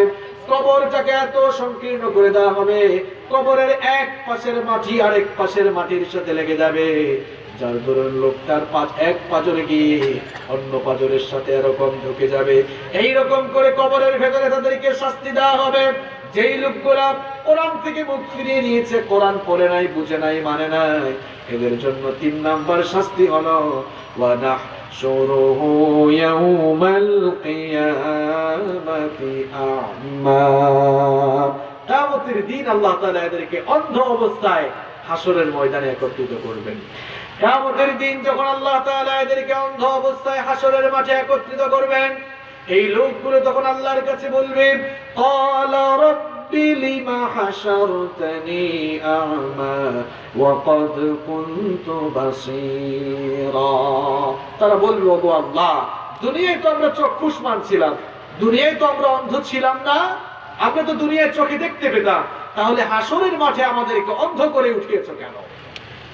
আল্লাহ তাআলা তখন জবাব দিবেন, قال كذلك أتتك آياتنا فنسيتها وكذلك اليوم تنسى। আল্লাহ তাআলা জবাব দিবেন, বান্দারে, তুই যখন দুনিয়াতে ছিলি তোর কাছে আমার কিতাব ছিল, আমার আয়াতগুলো গিয়েছিল, চক্ষু থাকার পরেও আমার কিতাব কোরআন তুমি পড়ো নাই, পড়ার চেষ্টা করো নাই। আমার কোরআনকে দুনিয়ায় তুমি যেভাবে ভুলে গিয়েছিলে, আজ আমি আল্লাহ তোমাকে ভুলে গেলাম। নাউযুবিল্লাহি মিন যালিক। এর আগের আয়াতে কি বললাম? রাসূল বলছেন আমি এদেরকে পরিত্যাগ করলাম। এই আয়াতে কি বল? এই আয়াতে আল্লাহ তাআলা বললেন যে বান্দারে তোমাকে আমি কি করলাম? আহা, আপনার জীবন কোন দিকে যায়? 30, 40, 50, 60 বছর হয়ে গেল, আপনি কোরআন শিখতে পারলেন না। যারা কোরআন শিখবে না, আল্লাহ তাআলা বলছেন আমিও পরিত্যাগ করব, আমার রাসূল তাদেরকে পরিত্যাগ করবে। জান্নাত আপনার মামু বাড়ি, তাই না? হ্যাঁ, আপনার নানা বাড়ি এটা। আমার আপনার প্রতি কোরআনের 1 নাম্বার দাবি কি? কথা কর না কেন? কোরআনকে শিখা, কোরআন বিশুদ্ধ করে তেলাওয়াত জানা। প্রিয় ভাইয়েরা, প্রিয় যুবক ভাইয়েরা, আমার কলিজার টুকরা যুবক আর তরুণ ভাইয়েরা, যারা এখনো কোরআন শিখো নাই, আজকের এই মাহফিলে এই সিদ্ধান্ত কি নেওয়া যায় যে অবশ্যই আজকে থেকে আমরা কোরআন শিখবো? এই সিদ্ধান্ত কি নেওয়া যায়? কারা কারা রাজি? একটু দুহাত তুলে আল্লাহকে দেখান তো। মাশাআল্লাহ, আল্লাহ আপনাদের হাতগুলোকে কবুল করুন। মা বোনরা যারা শুনছেন মহিলা প্যান্ডেল থেকে, মা বোনদেরকেও বলছি, আমার মা বোনরা যারা কোরআন শিখেন নাই, আল্লাহর ওয়াস্তে কোরআন শিখেন। কোরআন না শিখলে দুনিয়াও শেষ, আখিরাতও শেষ। তাহলে আমাদের প্রতি কোরআনের 1 নাম্বার চাওয়া হলো আমরা যেন কোরআনের তেলাওয়াত শিখি, কোরআন যেন আমরা বিশুদ্ধ করে শিখি। এবার আসলে আমাদের প্রতি কোরআনের 2 নাম্বার দাবি হচ্ছে কোরআন যখন আপনি শিখবেন তখন বেশি বেশি করে আল্লাহর কিতাবে কোরআন তেলাওয়াত করবেন। আমাদের জীবনে দুঃখ কষ্ট আছে না নাই? কিশোরগঞ্জে মনে হয় খুব কম, দুঃখ কষ্ট নাই, তাই না? আমাদের জীবনে দুঃখ কষ্ট আছে না নাই? ব্যথা বেদনা আছে না নাই? ক্লান্তি, এরপরে ক্লান্তি ক্লেশ বেদনার গ্লানি আছে না নাই? জীবনের দুঃখ কষ্ট, এরপরে ব্যথা বেদনা যন্ত্রণা হতাশা যদি দূর করতে চান বেশি বেশি করে কোরআন পড়বেন। আপনার জীবনের হতাশা দূর হয়ে যাবে, কষ্ট দূর হয়ে যাবে, ব্যথা বেদনার গ্লানি দূর হয়ে যাবে। যুবক আর তরুণ ভাইরা, জীবনটাকে কোন দিকে কাটাও? মাঝে মাঝে ফেসবুকে দেখা যায় লাভ চিহ্ন দিয়ে মাঝখানে তীর ঢুকাই দিয়েছে, কয় হুজুর এখন সময় ভালো যায় না। বুঝতেন তো ব্যাপারটা? তোমার সময় যদি ভালো না যায়, সময় যদি ভালো করে কাটাতে চাও, আল্লাহর কোরআন বেশি করে তেলাওয়াত করো। স্কুল কলেজ বিশ্ববিদ্যালয়ে যারা পড়াশোনা করে তোমাদেরকে বলছি, সকালবেলা ফজরের নামাজ পড়ে কোরআন তেলাওয়াত করে দিনটা শুরু করবা। মুরব্বী বাবারা যারা আছেন, ব্যবসায়ী ভাইয়েরা যারা আছেন, চাকরিজীবী ভাইয়েরা যারা আছেন, ফজরের নামাজ পড়েই কোরআন তেলাওয়াত শুরু করবেন। মা বোনেরা কোরআন তেলাওয়াত করে দিনটা শুরু করবে। কোরআন তেলাওয়াত শুরু করে যদি দিনটা শুরু করতে পারেন, ওই দিনের সকল কাজের মধ্যে বরকত দিবেন কে? মা বোনরা বেশি বেশি করে কোরআন তেলাওয়াত করবেন। ঘরের মধ্যে এখন কোরআনের তেলাওয়াত নাই। এক ঘরে গিয়ে দেখলাম তাবিজ লটকায় রেখেছেন। বললাম ঘরে তাবিজ লাগাইছেন কেন? কই হুজুর ঘরের মধ্যে শান্তি নাই। বললাম ঘরের মধ্যে শান্তি আসবে কেমনে? সারাদিন তো ঘরের মধ্যে ইন্ডিয়ান সিরিয়াল দেখো, ঘরের মধ্যে তো কোরআনের তেলাওয়াত নাই। তাবিজটা খুলে ফেলে দাও, ঘরের মধ্যে কোরআনের তেলাওয়াত শুরু করে দাও, ঘরের মধ্যে শান্তি আর রহমত নাজিল করে দিবেন কে? আপনার ঘরে তো কোরআনের তেলাওয়াত নাই, আপনার ঘরে অশান্তি থাকবে না তো কার ঘরে অশান্তি থাকবে? কোন আমাকে? আপনার ঘরে তো কোরআনের তেলাওয়াত। মা বোনদেরকে বলছি বেশি বেশি কোরআন তেলাওয়াত করবেন। প্রেগন্যান্সিতে থাকাকালীন সন্তানকে যখন পেটে ধারণ করবে তখন আরো বেশি করে কোরআন তেলাওয়াত করবেন। এর কারণ হলো মানব সন্তান দুনিয়াতে আসার 4 মাস আগে থেকে মায়ের পেটে সে শুনতে পায়। কথাটা আমার নয়, হিউম্যান এমব্রায়োলজি ভ্রূণতত্ত্ব নিয়ে যারা গবেষণা করেছেন তারা বলছেন এটি। তারা বলছেন যে একটি মানব সন্তান এই দুনিয়াতে আসার 16 সপ্তাহ আগে থেকেই মায়ের পেটের ভেতরে সে শুনতে পায়। A child gets hearing before 16 weeks of birth. মানব সন্তান পৃথিবীতে আসার আগে মায়ের পেটে থাকাকালীন জন্মের 16 সপ্তাহ আগে থেকেই সে শুনতে পায়। সুবহানাল্লাহ পড়ে। আপনারা বলেন হুজুর তাহলে তো বিজ্ঞান অনেক এগিয়ে গিয়েছে। বিজ্ঞান এগিয়েছে ঠিক, কিন্তু কোরআনের চাইতে বেশি আগাতে এখনো পারে নাই। কারণ এই তথ্য বিজ্ঞান দিয়েছে কিছুদিন আগে, কিন্তু আপনি কোরআনে কারীম খুলে দেখেন এই তথ্য ১৫০০ বছর আগে কোরআনে কারীমে দিয়েছেন কে? কোরআনে কারীমের যত জায়গায় আল্লাহ তাআলা শ্রবণ শক্তি আর দর্শন শক্তির কথা বলেছেন, দর্শন শক্তির আগে শ্রবণ শক্তির কথা বলেছেন। ইন্নাস সামআ ওয়াল বাসারা ওয়াল ফুআদা কুল্লু উলাইকা কানা আনহু মাসউলা। এখানে আল্লাহ তাআলা বাসারের আগে সাম শব্দ দিয়েছেন। বাসার মানে দৃষ্টি শক্তি, সাম মানে শ্রবণ শক্তি। আবার দেখেন ওয়াজআলা লাকুমুস সামআ ওয়াল আবসারা ওয়াল আফইদা, এখানেও আল্লাহ তাআলা বাসারের আগে সাম শব্দ দিয়েছেন। সকল জায়গায় আল্লাহ তাআলা বাসারের আগে সাম অর্থাৎ দৃষ্টি শক্তির আগে শ্রবণ শক্তির কথা বলেছেন। এর একটি সায়েন্টিফিক এক্সপ্লেনেশন হচ্ছে, যেহেতু আল্লাহ তাআলা কোরআনে কারীমের সকল জায়গায় দর্শন শক্তির আগে শ্রবণ শক্তির কথা বলেছেন, তার মানে মানব সন্তান দর্শন শক্তির আগে শ্রবণ শক্তি লাভ করে। সুবহানাল্লাহ। পৃথিবীতে মানুষ ছাড়া অন্যান্য প্রাণী, কুকুর, বিড়াল, খরগোশ, শূকর, যত প্রাণী আছে সব জন্মের পরে শুনতে পায়। যেমন কুকুর জন্মের ৫-৬ ঘন্টা পরে শুনতে পায়, খরগোশ জন্মের ২-৩ দিন পরে শুনতে পায়, বিড়াল জন্মের ৫-৬ দিন পরে শুনতে পায়, কুকুর জন্মের ৮-১০ দিন পরে শুনতে পায়। পৃথিবীতে সকল প্রাণী জন্মের পরে শুনতে পায়, একমাত্র সৃষ্টি মানুষ যারা মায়ের পেটের ভেতরেই শুনতে পায়। এজন্য মা বোনরা যারা আছেন, আপনি যখন আপনার সন্তানকে পেটে ধারণ করবেন, যেহেতু সন্তান জন্মের ১৬ সপ্তাহ আগে থেকেই শুনতে পায়, আপনি যদি সন্তানকে পেটে নিয়ে সারাদিন হিন্দি সিরিয়াল দেখেন, নাটক দেখেন, সিনেমা দেখেন, এই সন্তানও এগুলা শুনবে। দেখা যাবে দুনিয়াতে আসার পর তার মন মানসিকতা ওই সিনেমার দিকেই ডাইভার্ট হবে। আর সন্তানকে পেটে ধারণ করে যত বেশি জিকির, আজকার, তাসবিহ, তাহলিল, কোরআন তেলাওয়াত করবেন, পেটের ভেতর থেকে শয়তান, আপনার পেটের ভেতর থেকে সন্তান কোরআনের তেলাওয়াত শুনবে, জিকির, আজকার, তাসবিহ, তাহলিল গুলো শুনবে। ওই সন্তানও পেটের ভেতর থেকে বের হয়ে যখন দুনিয়ায় আসবে, সেও কোরআনের জন্য পাগল পাড়া হয়ে যাবে, ঠিক কি না? এজন্য মা বোনরা বেশি বেশি কোরআন তেলাওয়াত করবেন। আল্লাহ তাওফিক দেন, বলেন আমিন। প্রত্যেক দিন কোরআন তেলাওয়াত করে দিন শুরু করবেন, দেখবেন ওই দিনের সকল কাজে বরকত ঢেলে দিবেন কে? আবার কোরআন তেলাওয়াত যত বেশি করবেন তত আপনার ঈমানি চেতনা বাড়িয়ে দিবেন কে?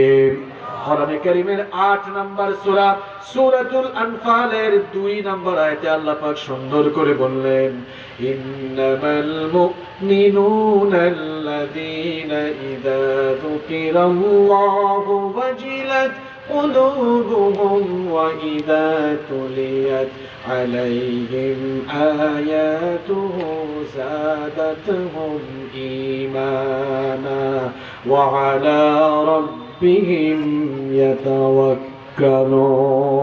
আল্লাহ পাক বলেন, নিশ্চয়ই মুমিন তো তারা যাদের সামনে আল্লাহর জিকির করা হলে, আল্লাহর স্মরণ করা হলে পরে তাদের অন্তরটা ভীত সন্ত্রস্ত হয়ে যায়, কলিজা কেঁপে ওঠে। আর মুমিন তো তারাই যাদের সামনে আল্লাহর কিতাবের তেলাওয়াত হলে পরে তাদের ঈমান আরো বেড়ে যায়। তাহলে কোরআন তেলাওয়াত করলে আপনার ঈমানি চেতনা বাড়িয়ে দিবেন কে? কোরআন তেলাওয়াত যত বেশি করবেন, তেলাওয়াত করলে যেমন সওয়াব, তেলাওয়াত শুনলেও সওয়াব আছে না নাই? আপনারা অবসর সময় পাইলে গান শুনেন কেন? অবসর সময় যখনই পান তেলাওয়াত শুনবেন। অবসর সময় যখনই পান তখন কি শুনবেন? কোরআন তেলাওয়াত করার পাশাপাশি শুনলেও আল্লাহর রহম পাওয়া যায়।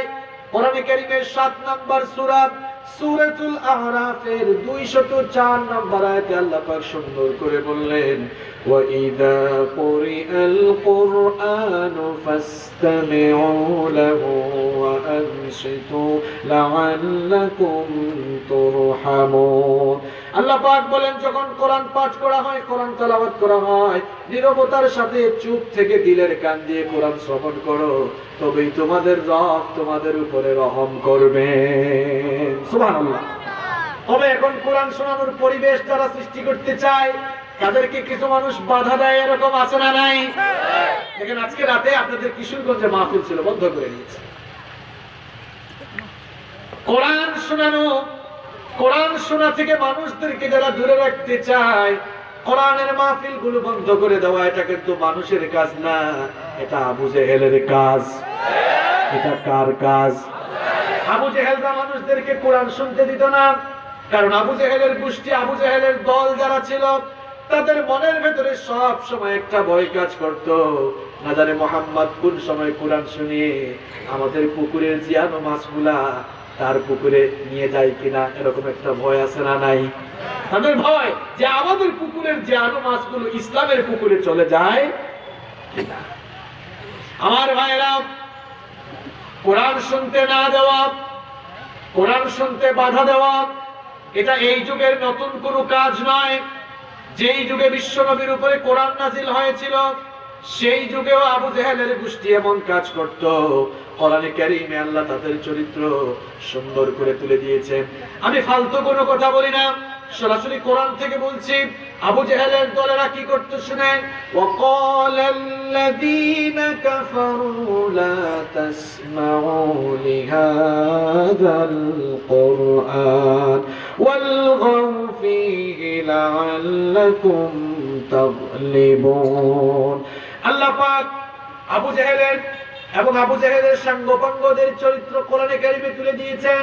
এরা বলতো, খবরদার কোরআন শোনা যাবে না, কোরআন শুনতে দেওয়া যাবে না, বরং যেখানেই কোরআন শোনানোর ব্যবস্থা হয় ওয়ালগাউ, সেখানেই গন্ডগোল লাগাও, বিশৃঙ্খলা ঘটাও, 144 জারি করে দাও। আমার ভাইরা, আবু জেহেল তার সাঙ্গপাঙ্গরা দুনিয়া থেকে বিদায় হয়েছে, আবু জেহেলের প্রেতাত্মারা এখনো দুনিয়ায় আছে। আমরা দেখতে পাই বাংলাদেশে কোনোদিন কোরআনের মাহফিলে আলেম ওলামাদের সাথে তর্ক করার সাহস কেউ পায় নাই, কিন্তু আবু জেহেলের নাতিপুতিরা আবু জেহেলদের কর্মসূচি বাস্তবায়ন করার জন্য তারাও আবু জেহেলের যুগের মতো কোরআনের প্যান্ডেলে আলেম ওলামাদের সাথে তারা দুর্ব্যবহার করে। ভাইরা, সবাই আমাদের বন্ধু, কেউ আমাদের শত্রু নয়। এখানে শত্রু আসবে, ইসলামের শত্রু আসবে, মাহফিলে ইসলামের শত্রু আসে, রাগ করিয়েন না। মাহফিলে সবাই ইসলামের বন্ধু, তবে সবাই যে বন্ধু তাও কিন্তু না। কারণ আমরা এমনই দেখেছি, মাহফিলের স্টেজে যারা বসে হুজুরের পাশে, হুজুরের পেছনে এই লোকগুলো থাকে, দেখা যায় বক্তব্য দেয়, বক্তব্য দেওয়ার পরে স্টেজ থেকে নেমে এই লোকগুলাই আবার মাহফিল বন্ধ করে দেয়, ইমানদারির বেশ ধরে। নামটা কিন্তু মুসলমানের আব্দুল করিম, আব্দুল সাত্তার, পাঞ্জাবি পরেছে, টুপি পরেছে, বেশভূষাও মুসলমানের, মুসলমানের নাম ধারণ করে, মুসলমানের বেশ ধারণ করে এই লোকগুলো মুনাফিক হয়ে যুগে যুগে ইসলামকে এরা জবাই করে ফেলছে। প্রিয় ভাইরা, আবু জেহেল তার সাঙ্গপাঙ্গরা মানুষদেরকে কোরআন শুনতে দিত না। এজন্য আমি বলি, আল্লাহর কোরআনের এই আয়াতকে সামনে রেখে আপনি চিন্তা করে দেখেন, এখনো যারা কোরআনের মাহফিলগুলোতে বাধা দেয়, মানুষদেরকে কোরআন শুনতে দেয় না, আপনি কোরআনের ল্যাবরেটরিতে এই লোকগুলোর রক্ত পরীক্ষা করে দেখেন, এই লোকগুলোর রক্তের মধ্যে দেখেন আবু জেহেলের ভাইরাস পাওয়া যাবে।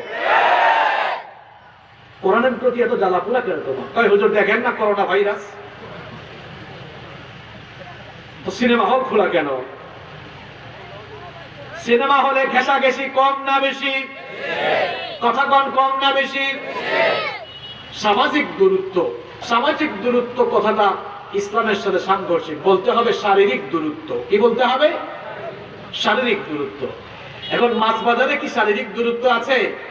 সবজি বাজারে আছে? গোটা দেশে আছে? মাছ বাজারেও নাই, কোনো বাজারে নাই, সব জায়গায় ঘেঁষাঘেঁষি। আবার সিনেমা হলে শারীরিক দূরত্ব ওখানে অত বেশি যে সুযোগ পাইলে একজন আর একজনের উপরে উঠে বসে। ওখানে তোমাদের করোনা যায় না, শুধু মাহফিলে করোনা না। আমাদের কাছে তো, আমরা তো কারো বিরুদ্ধে আন্দোলন করতে পারবো না। আমরা শুধুমাত্র, আমাদের একটা অস্ত্র আছে, আমাদের অস্ত্র চোখের পানি। আমাদের অস্ত্র কি?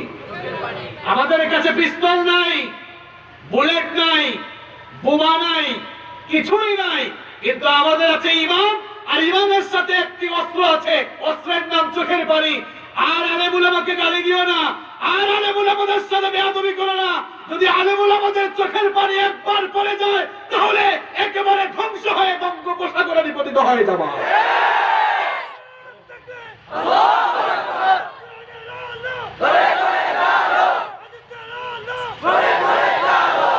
গতকাল দেখলাম এক আলেম মাহফিলে উঠে সালাম দিয়েছেন, মাহফিল বন্ধ করে দিয়েছে। ওই আলেমের মোনাজাত দেখলাম, মোনাজাতে কেঁদে কেঁদে বলছেন, আল্লাহ মনের জ্বালা তো প্রকাশ করতে পারছি না, তুমি জানো। জানেন কে? আমরা শুধু আল্লাহর কাছে বিচার দিচ্ছি। আল্লাহ যাদের উদ্দেশ্য ভালো নয়, শুধুমাত্র কোরআনের মাহফিল বন্ধ করাই যাদের উদ্দেশ্য, এরা যদি করোনাকে ইস্যু বানিয়ে তোমার মাহফিল বন্ধ করে দেয়, তোমার করোনা যদি এদের কপালে হেদায়াত থাকে তো হেদায়াত দিও, যদি হেদায়াত না থাকে করোনা এই লোকগুলোর উপরেই দিয়ে এদেরকে তুমি ধ্বংস করে দিও। আলেম ওলামাদেরকে আর কষ্ট দিও না। যদি চোখের পানি পড়ে যায় এই জমিনে শান্তিতে থাকতে পারবা? প্রিয় ভাইয়েরা, কোরআনের সাথে বেয়াদবি করে কারণই ভালো হয়? আপনি পৃথিবীর ইতিহাস পড়ে দেখেন না একটু, কোরআনের সাথে বেয়াদবি করে কেউ সম্মান মর্যাদা কামাতে পেরেছে? কেউ সম্মান মর্যাদা পেয়েছে? পায় নাই, এখনো পাবে না, ভবিষ্যতেও পাওয়ার কোনো সম্ভাবনা। আমরা কোরআনের পক্ষে না বিপক্ষে? আল্লাহর কোরআন সন্ত্রাসের পক্ষে না বিপক্ষে? আল্লাহর কোরআন জেনা ব্যভিচার ধর্ষণের পক্ষে না বিপক্ষে? আল্লাহর কোরআন অন্যায়ের পক্ষে না বিপক্ষে? আমরাও জঙ্গিবাদ, অন্যায়, হারাম অন্যায়ের পক্ষে না বিপক্ষে? আমরা কোরআনের মাহফিলে মানুষদেরকে সত্য পথের দিকে আহ্বান করি। এগুলো ভালো লাগে না? না, বন্ধ করার জিনিস পাও না, নাইট ক্লাব গুলো বন্ধ করো, সিনেমা হল গুলো বন্ধ করো, মদের বার গুলো বন্ধ করো। বন্ধ করার জিনিস পাও না, আর পাওয়ার খাতাবার জায়গাও পায় না, মাহফিলে এসে পাওয়ার দেখায়।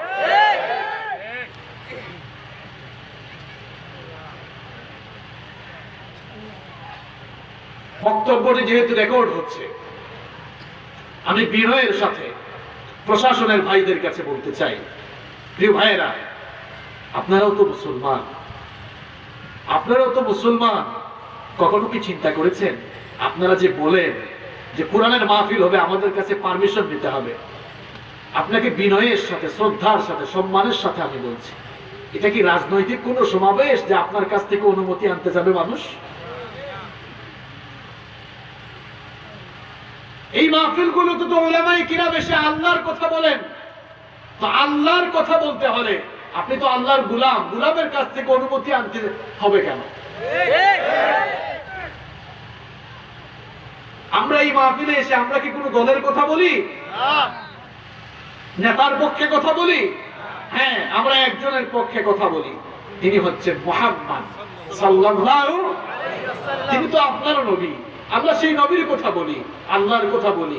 আল্লাহ আর নবীর কথা বলতে গেলে যদি কারো কাছ থেকে পারমিশন আনতে হয়, আপনারা বলেন তো কমন সেন্স কি বলে? আল্লাহ নবীর কথা বলবো আর যার কাছ থেকে গিয়ে পারমিশন আনবো, তাহলে তো বোঝা গেল আল্লাহ নবীর চাইতে লোকটা বড়, তার কাছ থেকে পারমিশন আনতে হচ্ছে। বিনয়ের সাথে বলছি ভাই আপনাদেরকে, প্লিজ, আমরা আপনাদেরকে সম্মান করি, ভালোবাসি। আমাদের প্রত্যেকটি মাহফিলে আমরা আপনাদের জন্য দোয়া করি, দোয়া করেছি, এখনো করব, ভবিষ্যতেও করে যাব।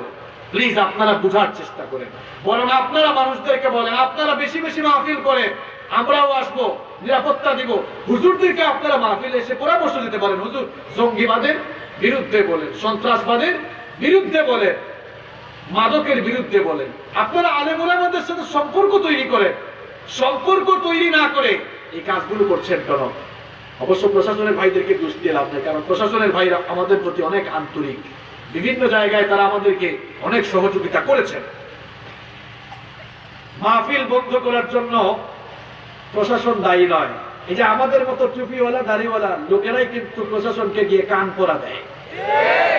বুঝতে পেরেছেন? সব জানি আমরা, সব জানি আমরা। আল্লাহ তাআলা এদেরকে হেদায়েত দাও।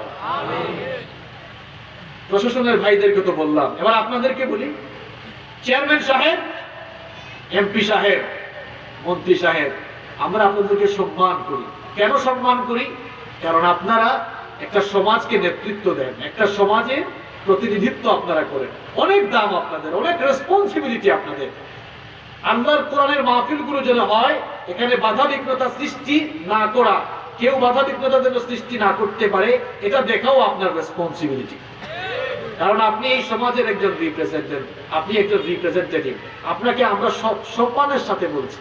আপনি যে বলেন আমার এলাকায় মাহফিল হতে হলে আমার কাছে এসে পারমিশন দিতে হবে, আল্লাহ নবীর কথা মাহফিলে বলা হবে, চেয়ারম্যান সাহেব, মেম্বার সাহেব, এমপি সাহেব, মিনিস্টার সাহেব, আপনাকে আমরা বিনয়ের সাথে প্রশ্ন করছি, আপনি কি আল্লাহ আর তার নবীর চেয়ে বড় হয়ে গিয়েছেন? হ্যাঁ, যদি এই এলাকায় কোন দল সমাবেশ করত, রাজনৈতিক কোন ইয়ে থাকতো, উদ্দেশ্য থাকতো, সমাবেশ থাকতো, ঠিক আছে, এটা যারা একটা দেশ চালান তাদের কাছ থেকে অবশ্যই পারমিশন আনতে হবে।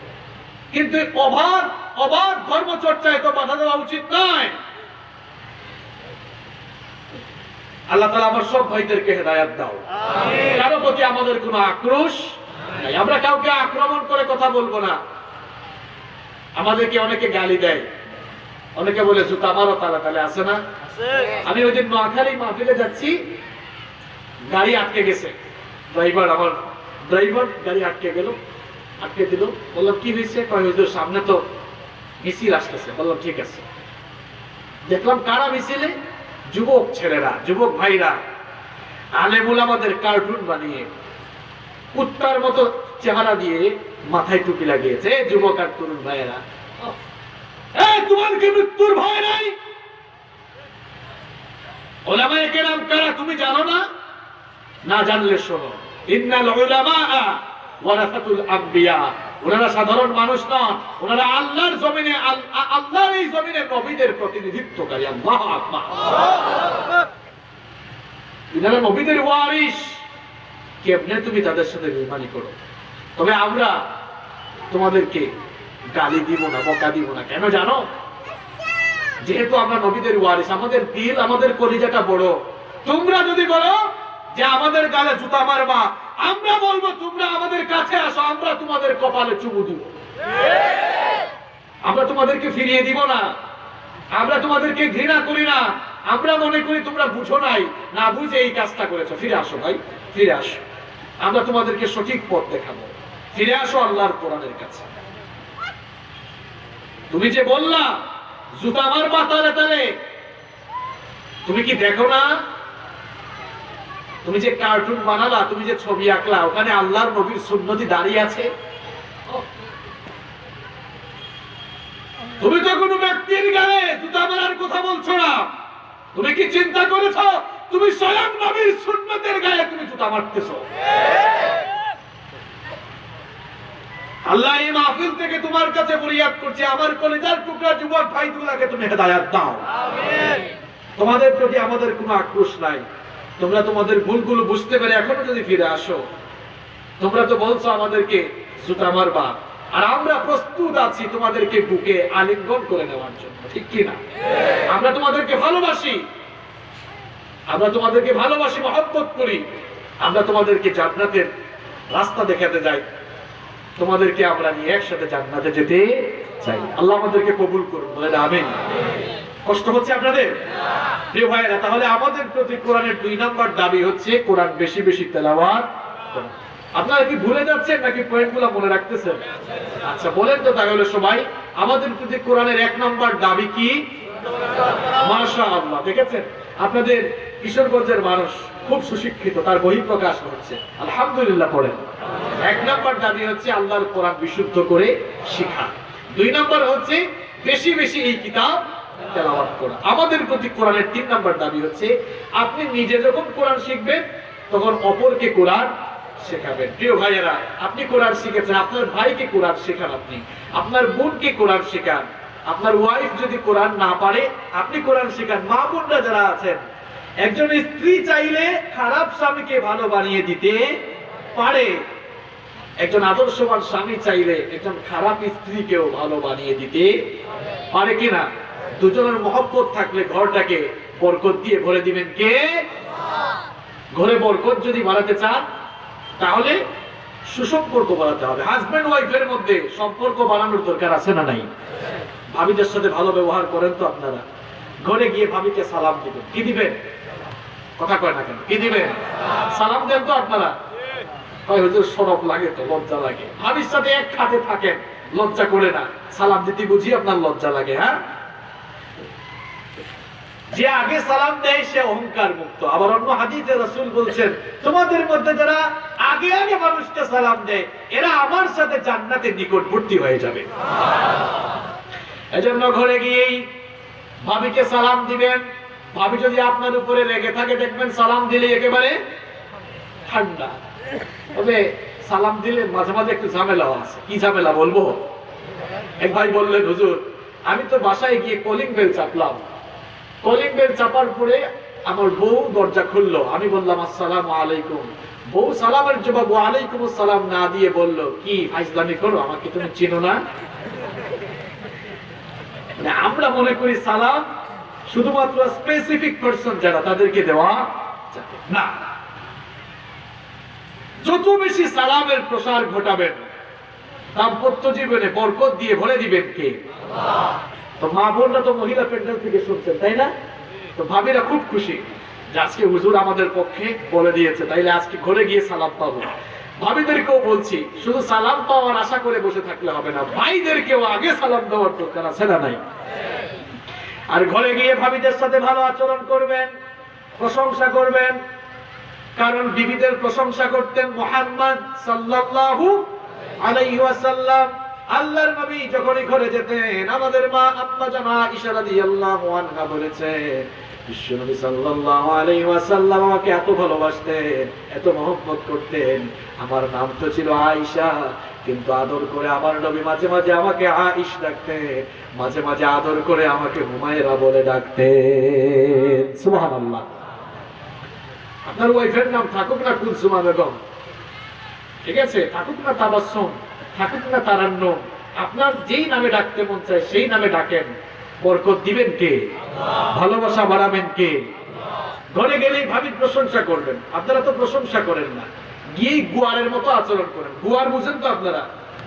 সারাদিন চাকরি বাকরি ব্যবসা বাণিজ্য শেষ করে ঘরে ঢুকাই, সালাম কালাম তো নাই, কিছুই নাই, ঘরে ঢুকি তাকায় না, ভাত নিয়ে আসো, কি নিয়ে আসো? অথচ আপনি যাওয়ার আগে আপনার ওয়াইফ আপনার জন্য সেজে গুজে বসে আছে, আপনি সুন্দর করে তাকানো না, একটু আই লাভ ইউ বলেন না। আসলেন কেন? দেখছেন বাহিরের মেয়েদেরকে দেখলে তো আই লাভ ইউ বলতে মন চায়। প্রত্যেক দিন নিজের ওয়াইফকে কয়েকশো বার আই লাভ ইউ বলবেন, বলবেন তো? আই লাভ ইউ কি খারাপ শব্দ? আই লাভ ইউ ইংরেজি, এর বাংলা কি? ওহেব্বুকা, ওহেব্বুকি, ওহেব্বুকা বা ওহেব্বুকি, ঠিক আছে? আপনি বলবেন, যত বেশি বলবেন তত বেশি নাকি হবে। সুবহানাল্লাহ। দাম্পত্য জীবনটা কত পবিত্র দেখেন। বিয়ের আগে কোন নারীর দিকে তাকালে গুনাহ, কোন নারীর হাত টাচ করলে জেনা, কিন্তু বিয়ের পরে আপনার ওয়াইফের দিকে তাকালেও নাকি, আপনার ওয়াইফকে টাচ করলেও আমলনামায় নাকি দেন কে? কি পবিত্র এক সম্পর্ক। তো আপনার বউকে আপনি আই লাভ ইউ বলবেন না তো কাকে বলবেন? আপনি শত শত বার বলবেন, হাজার হাজার বার বলবেন, যত বলবেন ভালোবাসা বাড়িয়ে দিবেন কে? আল্লাহ। গল্প শোনাবেন মাঝে মাঝে, রোমান্টিক হয়ে যেতে হবে। পৃথিবীতে রাসূল কারীম সাল্লাল্লাহু আলাইহি ওয়াসাল্লামের মতো রোমান্টিক আর কেউ ছিল বলে আমার মনে হয় না। আপনি তো নবীর সিরাত পড়েন নাই, বায়োগ্রাফি পড়েন নাই। আমার নবীর জীবনী পড়ে দেখেন, সিরাত পড়ে দেখেন। আমাদের মা আম্মা জানা আয়েশা রাদিয়াল্লাহু আনহা তার নিজের বর্ণনা, তিনি বলছেন, আমার কোলে মাথা রেখে আমার নবী আমাকে মাঝে মাঝে গল্প শোনাতেন। কত সুন্দর আচরণ করেছেন। আপনি ঘরে গিয়ে দেখলেন এখনো বউ নাস্তা বানায় নাই, রান্না বান্না করে নাই, তখন মিটার গরম হয় না নরম হয়? হায় হায় হায়, সবাই বলছে গরম হয়। গরম হয়ে যায় আপনাদের? এখন ঘরে গিয়ে বউয়ের সাথে মেজাজ গরম করা, এটা কি নবীর স্বভাব নাকি? এটা তো নবীর স্বভাব নয়। আম্মা জানা আয়েশা রাদিয়াল্লাহু আনহা বলেছেন, আমার নবী সারাদিন শেষে যখন ঘরে ফিরে দেখতেন এখনো রান্না বান্না প্রস্তুত হয় নাই, কোনোদিন রাগ করেন নাই, বরং বলতেন, আয়েশা গো চলো আমি তোমাদের সাথে নিজে রান্না বান্নায় সহযোগিতা করব। সুবহানাল্লাহ। মাঝে মাঝে থালা বাসন আপনারাও ধুয়ে দিয়ে দেখবেন ভাবি ভালোবাসা বাড়ায় দিবে। একদিন বলবেন যে নাও না, তুমি তো প্রত্যেকদিন ধো, আমি একটু আজকে ধুয়ে দিই। ভালোবাসা দাম্পত্য জীবনে বারাকা বাড়িয়ে দিবেন কে? তো প্রিয় ভাইরা, নিজের ওয়াইফকে কোরআন শেখাবেন। ভাবিরা যদি কোরআন পারেন, ভাইকে কোরআন শেখাবেন। কোরআনের শিক্ষক বা কোরআনের ছাত্র হতে পারা অনেক বড় সৌভাগ্যের ব্যাপার। রাসূল কারীম সাল্লাল্লাহু আলাইহি ওয়াসাল্লাম বলেছেন, খায়রুকুম মান তাআল্লামাল কুরআনা ওয়া আল্লামা, তোমাদের মধ্যে তারাই সবচেয়ে উত্তম যারা নিজে কোরআন শিখে মানুষকেও কোরআন শেখায়। আমার ভাইরা, তিনটা বললাম। কোরআনে কারীম আমাদের প্রতি 4 নম্বর যে দাবি পেশ করেছে সেটা হচ্ছে আল্লাহর কোরআন যথাসাধ্য হিফজ করার চেষ্টা করা, মুখস্থ করার চেষ্টা করা। আমাদের দেশের অবস্থা হলো এমন, কোরআন মুখস্থ করার দায়িত্ব আমরা হিফজখানার হাফেজ সাহেবদের উপরে ছেড়ে দিয়েছি যে ভাই তোরা কোরআন মুখস্থ কর, আর আমরা রিটায়ার্ডে চলে গেলাম। আমরা শুধু নামাজের সূরা, নামাজের সূরা কোনটা? কোরআনে কি নামাজের নামে কোনো সূরা আছে নাকি? সূরাতুন নামাজ আছে নাই? কয় যে আলাম তারা থেকে সূরা নাস, কুল আউযু বিরাব্বিন নাস, এই 10টা সূরা আমি আমার জীবনের পুঁজি বানাইলাম, এগুলো দিয়ে সারা জীবন। এরকম অনেক মানুষ কিন্তু এখানেও পাওয়া যাবে। তো আপনার কাছে আমার প্রশ্ন হচ্ছে, কোরআনের বাকিটুকু মুখস্থ করা আপনার জন্য কি হারাম? জবাব দেন, হারাম।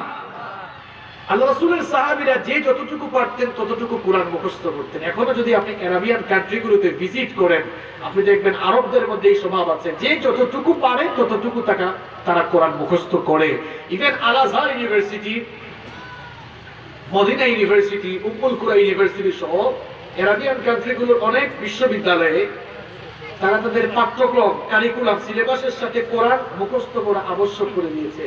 যেমন আমাদের বাংলাদেশ থেকে যারা দেশের বাইরে পড়াশোনা করতে যায়, 4 বছরের অনার্সে অন্যান্য সিলেবাসের সাথে 4 বছরে আপনাকে মিনিমাম 10 পারা কোরআন মুখস্থ করতে হবে। সুবহানাল্লাহ। আর আমাদের দেশে যদি কোরআন মুখস্থ করা বাদ দেন, যদি সিলেবাসে আমরা দাবি তুলি যে কোরআন শুদ্ধ করা, অন্তত পক্ষে শুদ্ধ করার কোর্স চালু করা হোক, দেখবেন হাঁস মুরগি চোরা যারা দরদ উঠতে পড়বে বলতে এই তো জঙ্গিবাদ শুরু হয়ে গিয়েছে। আমি কি কারো নাম বলেছি? আপনি নাম বলেন কেন? রে ভাইরা, কোরআন কখনো মানুষকে জঙ্গিবাদের দিকে আহ্বান করে না। কোরআন সন্ত্রাস আর জঙ্গিবাদের বিরুদ্ধে। কোরআন জঙ্গিবাদকে উস্কে দেয় না, বরং কোরআন জঙ্গিবাদের, সন্ত্রাসবাদের শিকড়কে গুড়ায় কেটে ফেলতে চায়। আল্লাহর কোরআন ভালো লাগে না, এই জন্য তো সমাজ থেকে চুরি ডাকাতি এখনো কমাতে পারছো না। চোর চুরি করে যখন যায় জেলখানায় ঢুকে, ডিমোশন হয় না, কি হয়? এক বদনা চোর চুরি করে গিয়েছে, মনে করেন আপনাদের এই গ্রামের নাম কি, পঙ্গসুয়া, মসজিদে আসছিল জুতা চুরি করতে, পাবলিক ধুলাই দিয়া এরপরে পুলিশে দিয়েছে। জেলখানায় যাওয়ার পরে গরু চোর পাইছে, কয় কিরে তুই কেন এখানে? কয় বদনা চুরি করে আসছি। ধরবে তোর একটু প্রেস্টিজও নাই, আমাকে দেখ, আমার দিকে তাকা, আমিও চুরি করে আসছি, কিন্তু তোর মতো সাধারণ চোর না, আমি গরু চুরি করে আসছি। চোর হ, চোরের মতো চোর হ, আমার মতো চোর হ।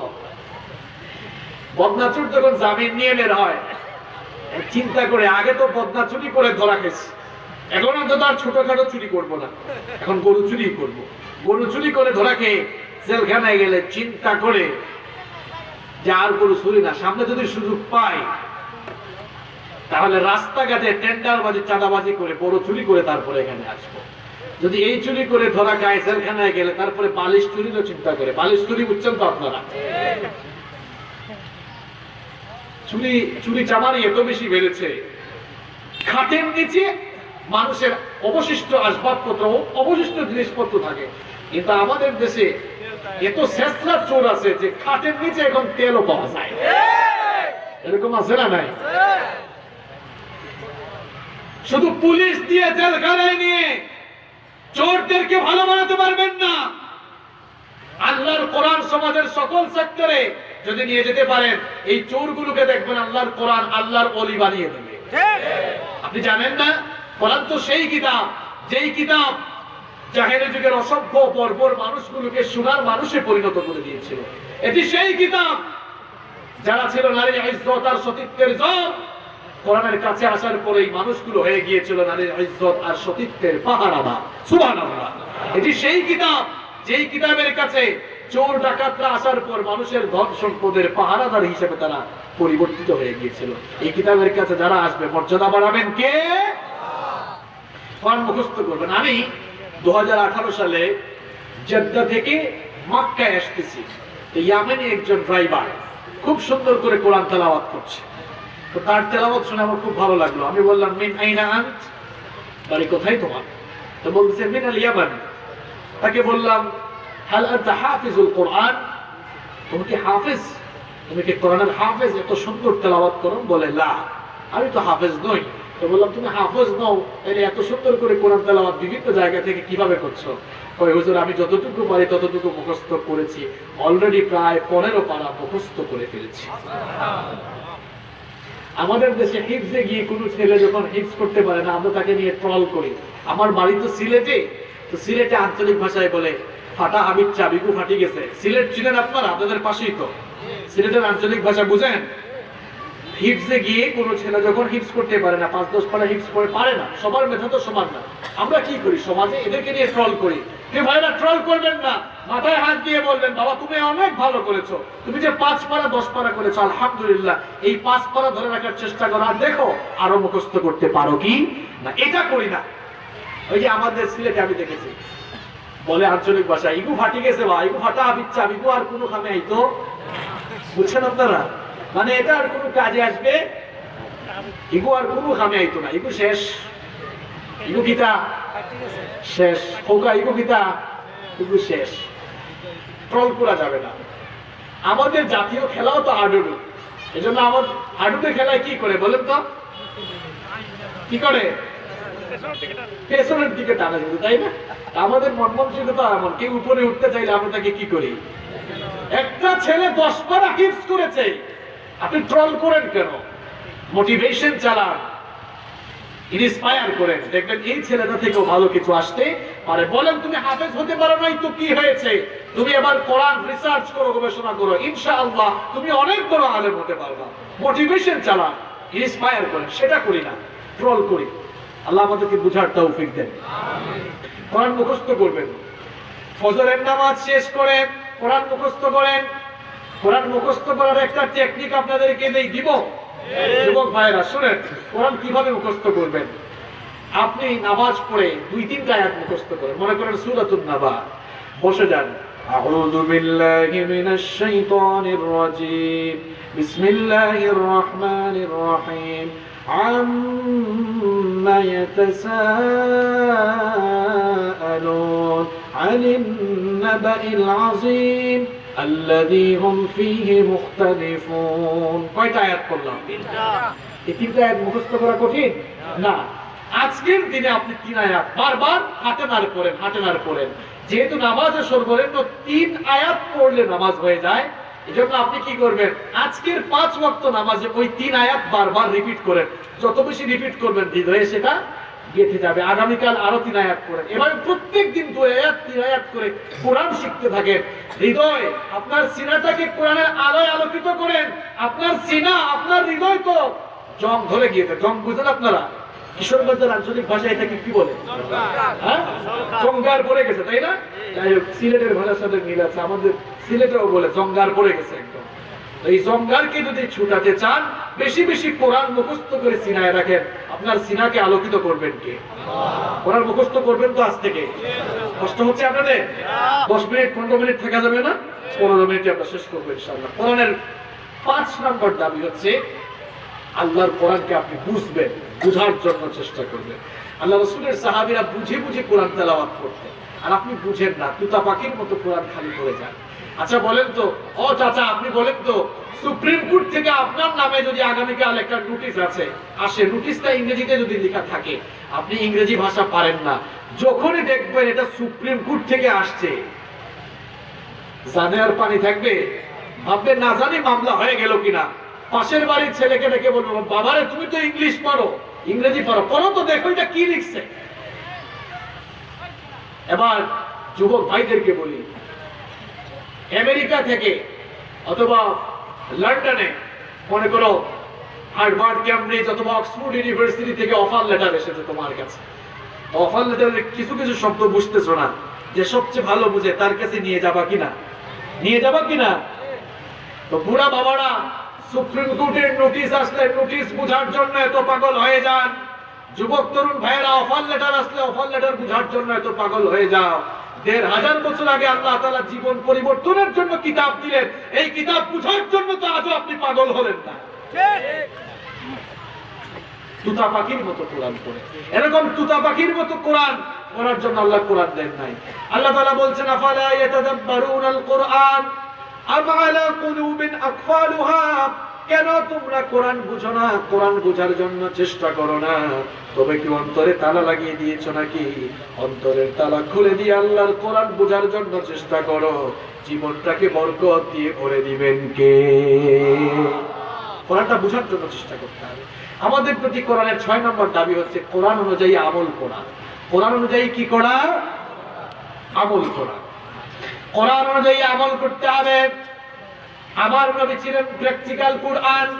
আম্মা জান আয়েশা রাদিয়াল্লাহু আনহার কাছে সাহাবায়ে কেরাম জানতে চাইলেন কাইফা কানা কুলুকুন নবী সাল্লাল্লাহু আলাইহি ওয়াসাল্লাম, ওগো আমাদের মা, আমাদের নবীর চরিত্র কেমন ছিল?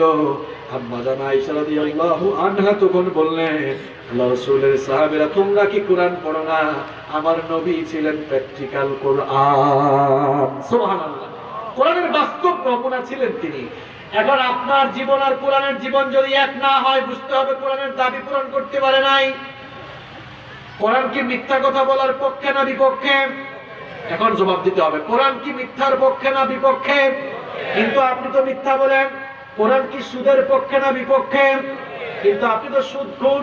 কিছু মানুষ তো এমন আছে মসজিদে একেবারে সামনের কাতারে নামাজে দাঁড়ায়, আবার সুদ খাওয়ার বেলায় সামনের কাতারে থাকে। কিশোরগঞ্জে এমন মানুষ নাই? তো নামাজ কি দুর্নীতির, কোরআন কি দুর্নীতির পক্ষে না বিপক্ষে? আমাদের দেশে কিছু মানুষ আছে, কোরআন কি আমরা পড়ি না, দেখেন টক শোতে এসে বলে কোরআন কি আমরা পড়ি না? আমরা প্রত্যেক দিন কোরআন পড়ি। হ্যাঁ, তুমি কোরআন পড়ো ঠিক আছে, একদিকে কোরআন পড়ো, অন্যদিকে হাজার হাজার কোটি টাকার দুর্নীতি করো। কিসের কোরআন পড়ো তুমি? কোরআনটাকে বুঝে পড়তে হবে এবং জীবনে তার বাস্তব প্রয়োগ করতে হবে। আমাদের প্রতি কোরআনের ৭ নম্বর দাবি হচ্ছে কোরআনের দাওয়াত চতুর্দিকে ছড়িয়ে দিতে। শুধুমাত্র তাসবির দানা টিপে টিপে নিজে জান্নাতের তালাশ করলে হবে না। নিজে কোরআন পড়ে কোরআন বুঝে ঘরের ভিতরে বসে থাকলে হবে না। নিজের সমাজটাকেও কোরআনের আলোয় আলোকিত করার দরকার আছে না নাই? নিজের সমাজকে, নিজের রাষ্ট্রকে যদি কোরআনের আলোয় আলোকিত করতে চান, ঘর থেকে বের হয়ে যেতে হবে, মানুষের কাছে কোরআনের দাওয়াত নিয়ে যেতে হবে। স্কুল কলেজ ইউনিভার্সিটিতে যারা পড়ছো, কোরআনের আন্দোলনে শামিল হয়ে যেতে হবে। নিজে কোরআন পড়বা, বুঝবা, মানুষকে কোরআন গিফট করবা, মানুষকে কোরআনের আন্দোলনের দিকে, তোমার সহপাঠী ভাইদেরকে কোরআনের আন্দোলনের দিকে দাওয়াত দিতে হবে। ঠিক কি না? বলেন প্রিয় ভাইরা, জবাব দেন তো। রাসূল করিম সাল্লাল্লাহু আলাইহি ওয়াসাল্লাম এর কাছে কোরআন কি একদিনে নাজিল হয়েছে? কথাটা বুঝে জবাব দেন। একদিনে নাজিল হয়েছে? একদিনে না, সুদীর্ঘ 23 বছরে নাজিল হয়েছে। আল্লাহ তাআলা তো চাইলে একবারে নাজিল করতে পারতেন, কিন্তু অল্প অল্প করে নাজিল করলেন। যতটুকু আসলো ততটুকু দাওয়াত দিলেন। এভাবে 23 বছর শুধু কোরআনের দাওয়াত দিয়ে গেলেন। আপনাকেও কোরআনের দাওয়াত দিতে হবে, নতুবা আল্লাহর কাছ থেকে ছাড় পাওয়া যাবে। কোরআন যেভাবে পড়বেন, কোরআন তেলাওয়াত শিখবেন, পড়বেন, বুঝবেন, মানবেন, মানুষকেও কোরআনের দাওয়াত দিবেন। এবার সবচাইতে গুরুত্বপূর্ণ পয়েন্টটি বলে আমরা আলোচনা শেষ করব। আমাদের প্রতি কোরআনের ৮ নম্বর দাবি হচ্ছে কোরআন অনুযায়ী সবকিছু পরিচালনা করা। আমাদের সমস্যাটা কোন জায়গায় জানেন? বলবো আপনাদেরকে। আচ্ছা, কোরআনের দাবি কয়টা? সবাই বলেন কয়টা? ৮ নম্বর দাবির আগে আরো কয়টা দাবি আছে? ৭টা দাবি আছে। আমরা একেবারেই ৮ নম্বরটা বাস্তবায়ন করে ফেলতে চাই, কিন্তু না আমার ভাইয়েরা, ৮ নম্বরটা একবারে বাস্তবায়ন হবে না। এখানে ক্রমধারা অবলম্বন করতে হবে, ক্রমান্বয়ে আসতে হবে। ৮-এর আগে যে আরো ৭টা কাজ আছে, ওই ৭টি কাজ করলেই দেখবেন ৮ নাম্বার একেবারে ব্যক্তি জীবন, পারিবারিক জীবন, সমাজ জীবন, রাষ্ট্রীয় জীবন, সব জায়গায় তখন কোরআনের আইন বাস্তবায়ন করা সহজ হয়ে যাবে। আমার নবীর তরিকাও ছিল এইটা। সবাইকে কোরআন শিখিয়েছেন, বুঝিয়েছেন, পড়িয়েছেন, আমল করিয়েছেন, দাওয়াত দিয়েছেন, এরপরে সবাইকে নিয়ে মদিনায় গিয়ে কোরআনের রাষ্ট্র গঠন করেছিলেন। এজন্য প্রিয় ভাইয়েরা, দিন কায়েমের আন্দোলনে শামিল হলে এই ৭টি বিষয়কে মাথায় রাখতে হবে। এই 7টি বিষয় মাথায় রেখে এরপরে 8 নাম্বারটা, 7টি বিষয় মাথায় রাখলে 8 নাম্বারটা বাস্তবায়ন করা সহজ। কোরআন দিয়ে সবকিছুকে পরিচালনা করতে হবে। কিন্তু আফসোসের ব্যাপার, ওই যে আলোচনা শুরু করার সময় বলেছিলাম, আমাদের পূর্বপুরুষরা কোরআন দিয়ে সবকিছু পরিচালনা করেছে, তারা কোরআনকে তাদের জীবন পরিচালনার গাইডলাইন হিসেবে গ্রহণ করেছে। আর আমরা এখন তাদের উত্তরসূরিরা কোরআনকে তাবিজের ব্যবসার কিতাব বানিয়েছি। আমরা এখন কোরআন থেকে তাবিজ লিখি, কোরআন থেকে তাবিজ লিখে আমরা শরীরের বিভিন্ন অঙ্গ প্রত্যঙ্গে ঝুলাই। আমরা এখন তাবিজ লিখে তারপরে তাবিজের ওই টুকরাটা গ্লাসের পানিতে চুবিয়ে ওই পানি পান করি। মুসলমানরা, এটা তাবিজের কিতাব নয়, এই কোরআন আল্লাহ দিয়েছেন কোরআন দিয়ে সবকিছু পরিচালনার জন্য। এই কোরআনকে আমরা মরা মানুষের কিতাব বানিয়েছি। এই কোরআন মরা মানুষের কিতাব নয়। আপনাদের কিশোরগঞ্জে যখন কোনো মানুষ মারা যায়, মাঝে মাঝে আপনারা দেখবেন মানুষ মারা যাওয়ার পরে এরপরে হাফেজ সাহেবদেরকে এনে কোরআনের খতম দেয়। মনে হয় যেন কোরআনটা মরা মানুষের কিতাব, শুধুমাত্র মানুষ মারা গেলেই কোরআন পড়ার দরকার হয়। মুসলমানেরা, কোরআন মরা মানুষের কিতাব নয়। আমরা যারা দুনিয়ায় এখনো জীবিত আছি, জীবিত মানুষরা কোরআন পড়ে, কোরআন বুঝে, কোরআন থেকে হেদায়াত নিয়ে, কোরআন থেকে হেদায়াতের আলো নিয়ে, গাইডলাইন নিয়ে জীবনটাকে কোরআনের আলোয় আলোকিত করবে, জীবনটাকে কোরআনের পথে পরিচালনা করবে। এটাই হচ্ছে কোরআনের আসল দাবি। এটা মরা মানুষের কিতাব নয়। আপনি যার জন্য কোরআন খতম দিচ্ছেন, এই লোকটা সুদখোর ছিল, এখন হাফেজ সাহেব বলে ইয়া আইয়ুহাল্লাযীনা আমানু লা তাকুলুর রিবা আদআফাম মুদাআফা। কোরআনের খতম চলছে, হাফেজ সাহেব পড়লো এই আয়াত, এর অর্থ কি জানেন নাকি? অর্থ হলো এই ইমানদারেরা চক্রবৃদ্ধি হারে সুদ খেও না। এখন আমরা তো জানি, আমরা মনে করি খতম পড়লে মনে হয় একেবারে জান্নাতের বিছানায় যাওয়া যাবে। ফেরেশতা তখন লাঠি হাতে নিয়ে কয়, এই সুদখোর ভালো করে শোন, তোর জন্য হাফেজ সাহেব খতম দেয়ার বলে সুদ খাইস না, কিন্তু সুদ খেয়ে যেহেতু দুনিয়া থেকে কবরে এসেছিস, আযাব আরো আছে না। এটা মরা মানুষের কিতাব না, এটা জীবিত মানুষের কিতাব। হুদাল লিন-নাস, এটা মানব জাতির হেদায়েতের জন্য আল্লাহর তরফ থেকে এসেছে, ঠিক কি না? এটা মরা মানুষের কিতাব নয়। এটা এমন কিতাব, এর মধ্যে অর্থনীতি, রাজনীতি, পররাষ্ট্রনীতি, কূটনীতি বাদ নাই। আল্লাহ তাআলা কোরআন কারীমের 16 নম্বর সূরা সূরাতুন নাহালের 89 নম্বর আয়াতের শেষাংশে বড় সুন্দর করে বললেন, ওয়া নাযালনা আলাইকাল কিতাবা তিবয়ানাল লিকুল্লি শাইইন ওয়া হুদান ওয়া রাহমাতান ওয়া বুশরা লিল মুসলিমিন। এমন একটি কিতাব নাযিল করেছি আপনার কাছে যেখানে কোনো বিষয় আমি বাদ দেই নাই। প্রিয় ভাইরা, এই কোরআনের শাসন সব জায়গায় থাকুক, আপনারা চান কি চান না?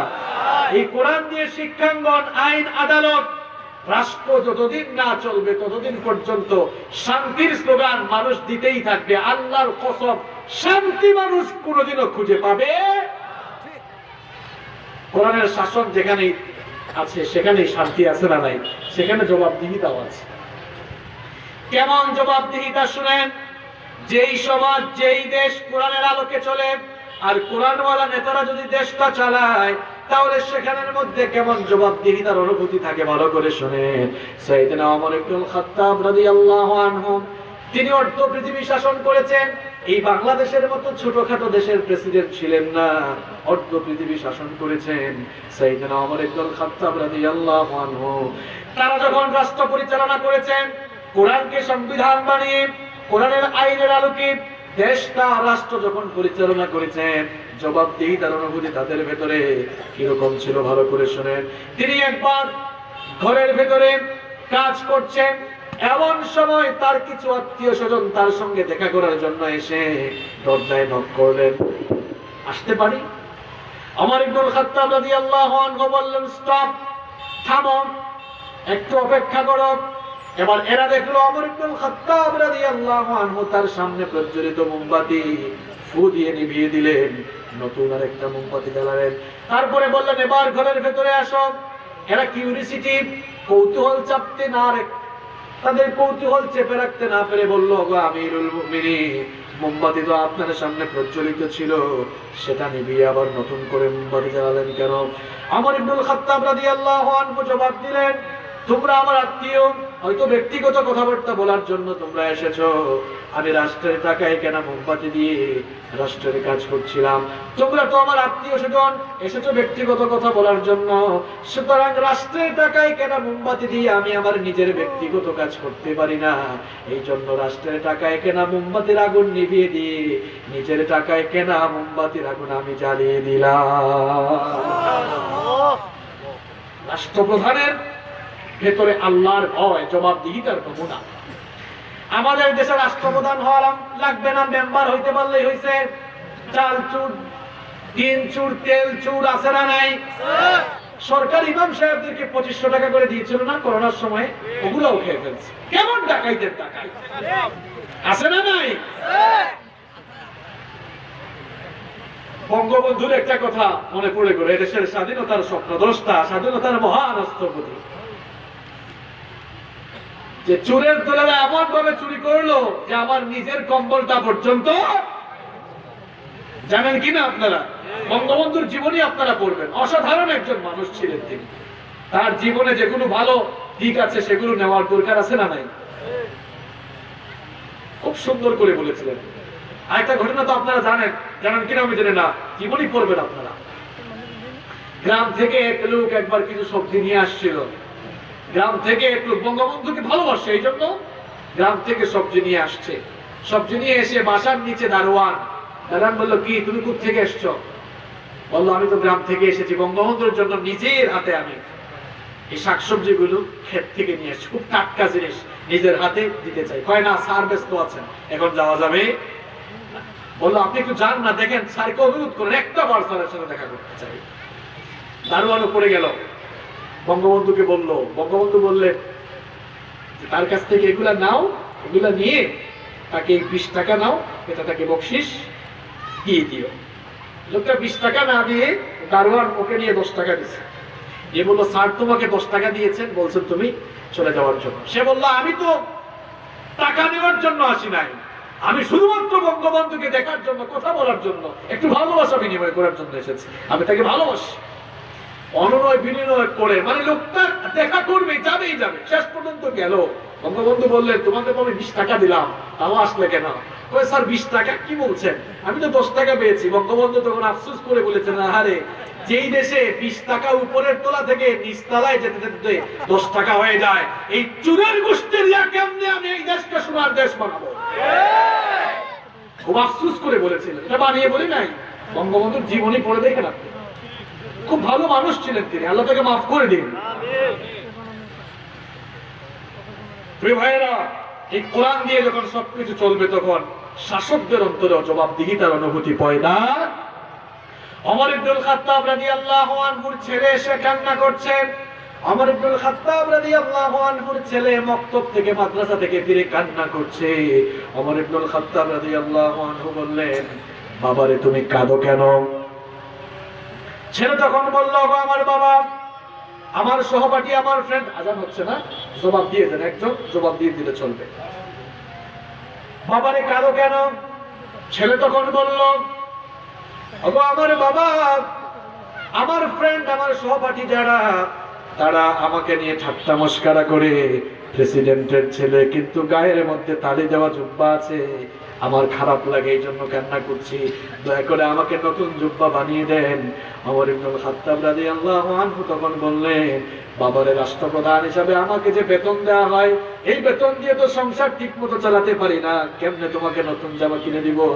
কিন্তু ছেলে নাফরমানরা বুঝতেই চায় না, বলে বাবা বানায় দিতেই হবে। শেষ পর্যন্ত ওমর ইবনুল খাত্তাব রাদিয়াল্লাহু আনহু সেন্ট্রাল ব্যাংক বাইতুল মালের গভর্নরের কাছে চিঠি লিখলেন, আগামী মাসের বেতনটা একটু অ্যাডভান্স দিয়ে দাও। বাইতুল মালের গভর্নর চিঠি পেয়ে টাকা পাঠানোর পরিবর্তে তিনি উল্টা চিঠি পাঠালেন, বললেন আগামী মাস পর্যন্ত বেঁচে থাকবেন এমন গ্যারান্টি দিলে আগামী মাসের বেতন অ্যাডভান্স দেওয়া হবে। ওমর ইবনুল খাত্তাব রাদিয়াল্লাহু আনহু চোখের পানি ছেড়ে দিলেন। ছেলে বলল, বাবা কাঁদেন কেন? বললেন, বাবারে, আগামী বছর আগামী মাস পর্যন্ত বাঁচবো কিনা জানি না, এই জন্য বেতনও অ্যাডভান্স দিতে পারলাম না, জুব্বাও জামাও বানায় দিতে পারলাম না, যেটা আছে ওইটা নিয়ে মাদ্রাসায় যাও। সুবহানাল্লাহ। আমাদের দেশে যদি চেয়ারম্যান সাহেব ইউনিয়ন পরিষদের সচিব থাকে না, সচিবকে যদি এমন চিঠি পাঠায় আর সচিব যদি উল্টা চিঠি পাঠায়, সচিবের চাকরি থাকবে? আর কেন থাকবে না? থাকবেই না। কিন্তু কোরআনের ভিত্তিতে যে সমাজ পরিচালিত হবে সেখানে শাসকগণ জবাবদিহি করতে বাধ্য থাকে। সর্বশেষ একটি ঘটনা বলে শেষ করতে চাই। সাইয়েদনা আবু বকর রাদিয়াল্লাহু আনহু তার প্রিয়তমা স্ত্রী তাকে বললেন, প্রিয়তম স্বামী আমার, সন্তানগুলো বহুদিন ধরে সারিদ নামক খাবার খেতে চায়, কান্নাকাটি করছে, একটু সারিদ নামক খাবার প্রস্তুত করলে কেমন হয়, কিছু পয়সা থাকলে দেন। আমার আবু বকর রাদিয়াল্লাহু আনহু বললেন, প্রিয়তমা স্ত্রী আমার, রাষ্ট্রের প্রধান হিসাবে আমাকে যে বেতন বা ভাতা দেওয়া হয় ঠিক মতো তো সংসারও চালাতে পারি না, কেমনে সারিদ নামক খাবারের ব্যবস্থা করব? অন্য কোনো খাবার দিয়ে বুঝ দিয়ে দাও। সান্ত্বনা দিলেন। কিছুদিন পরে দেখা গেল আবু বকরের ঘরে সারিদ নামক খাবারের আয়োজন হলো। আবু বকর রাদিয়াল্লাহু আনহু খুশি হলেন, তিনি নিজে খেলেন। খাওয়ার পরে চিন্তা করলেন, কি ব্যাপার, আমার ঘরে সারিদ আসলো কিভাবে? কোনো আত্মীয় স্বজন হাদিয়া দিল নাকি, উপহার পাঠালো নাকি? প্রিয়তমা স্ত্রীকে প্রশ্ন করলেন, আমার ঘরে সারিদ নামক খাবার কিভাবে আসলো? প্রিয়তমা স্ত্রী তখন তাকে জবাব দিলেন, ওগো খলিফাতুল মুসলিমিন, প্রত্যেকদিন বাজার করার জন্য আপনি আমাকে যে পয়সা দেন, সেখান থেকে অল্প অল্প জমিয়ে আমি বেশ কিছু টাকা জমিয়েছিলাম, এরপরে আজ সারিদ নামক খাবারের আয়োজন করলাম। এই কথা শোনা মাত্র সাইয়েদনা আবু বকর রাদিয়াল্লাহু আনহুর মাথায় যেন আকাশ ভেঙে পড়ার উপক্রম হয়ে গেল। তিনি সঙ্গে সঙ্গেই মন্ত্রী পরিষদের বৈঠক আহ্বান করলেন। মজলিসের শুরায় যত সাহাবীরা ছিলেন আহ্বান করে বললেন, আল্লাহ রাসূলের সাহাবীরা ভালো করে শোনো, রাষ্ট্রের প্রধান হিসাবে আবু বকরকে যে বেতন বা ভাতা দেওয়া হয়, আবু বকরের ফ্যামিলিতে প্রমাণ হয়ে গিয়েছে সারা মাস খরচ করার পরেও এত টাকা বেঁচে যায়, সুতরাং আগামী মাস থেকে এত টাকা কম দিলেও আবু বকরের ঘরে কোনো অসুবিধা নাই। আল্লাহু আকবার। কোরআনওয়ালা শাসকদের ক্যারেক্টার দেখেন। এইরকম কোরআনওয়ালা শাসকরা সমাজকে প্রতিনিধিত্ব দিক, এই সমাজকে প্রতিনিধিত্ব করুক। আপনারা চান কি চান না? আপনারা যদি চান, আপনাদের দায়িত্ব আছে। দায়িত্ব কি? ওই যে 7টা দায়িত্বের আগে বলছি, এটা পালন করতে হবে। পারবেন তো আপনারা? যদি আমরা পারি, এটা কোরআনের মাহফিল। কোরআন আমাদের কাছে কি চায়? কোরআন আমাদের কাছে 8টি জিনিস চায়। কয়টা জিনিস চায়? এই 8টি দাবি আমরা পূরণ করতে পারলে দেখবেন গোটা সমাজ কোরআনময় হয়ে যাবে ইনশাআল্লাহ। এটি এমন কিতাব, এটি সকল সমস্যার সমাধান। কোরআনে কারিমে সকল সমস্যার সমাধান আছে না নাই? সকল সমস্যার সমাধান দিতে পারে। সমাধান চাও যদি জীবনে মরণে, ফিরে যাও খুঁজে নাও চোখ রাখো কোরআনে। সমাধান চাও যদি জীবনে মরণে, ফিরে যাও খুঁজে নাও চোখ রাখো কোরআনে। তবেই পাবে সুখ শান্তির ঠিকানা, তবেই পাবে সুখ শান্তির ঠিকানা, যদি মেনে নাও তুমি মনে প্রাণে। সমাধান সমাধান চাও যদি জীবনে মরণে, ফিরে যাও খুঁজে নাও চোখ রাখো কোরআনে। If you want a solution in here and hereafter, go back, have a look on the Holy Quran. আল্লাহ কবুল করেন, বলেন আমিন। প্রিয় ভাইরা বসেন। এটা তো ভালো চিত্র না যে মুনাজাতের আগে আপনারা চলে যাচ্ছেন। এতগুলো একটা মাহফিল, আমি মুসাফির হয়ে এসেছি। মুসাফিরের দোয়া কবুল হওয়ার সম্ভাবনা আছে না নাই? আমি গুনাহগার হতে পারি, কিন্তু যেহেতু আমি মুসাফির হিসেবে দোয়া কবুল হওয়ার সম্ভাবনা কম না বেশি? আমি মুসাফির হয়ে আপনাদের মেহমান হয়ে এলাকায় এসেছি। আমরা দোয়া করে উঠবো, নামাজও একসাথে পড়বো ইনশাআল্লাহ। সবাই বসে মোনাজাত করে আমরা যাবো, কেউ ওঠাউঠি করবেন না।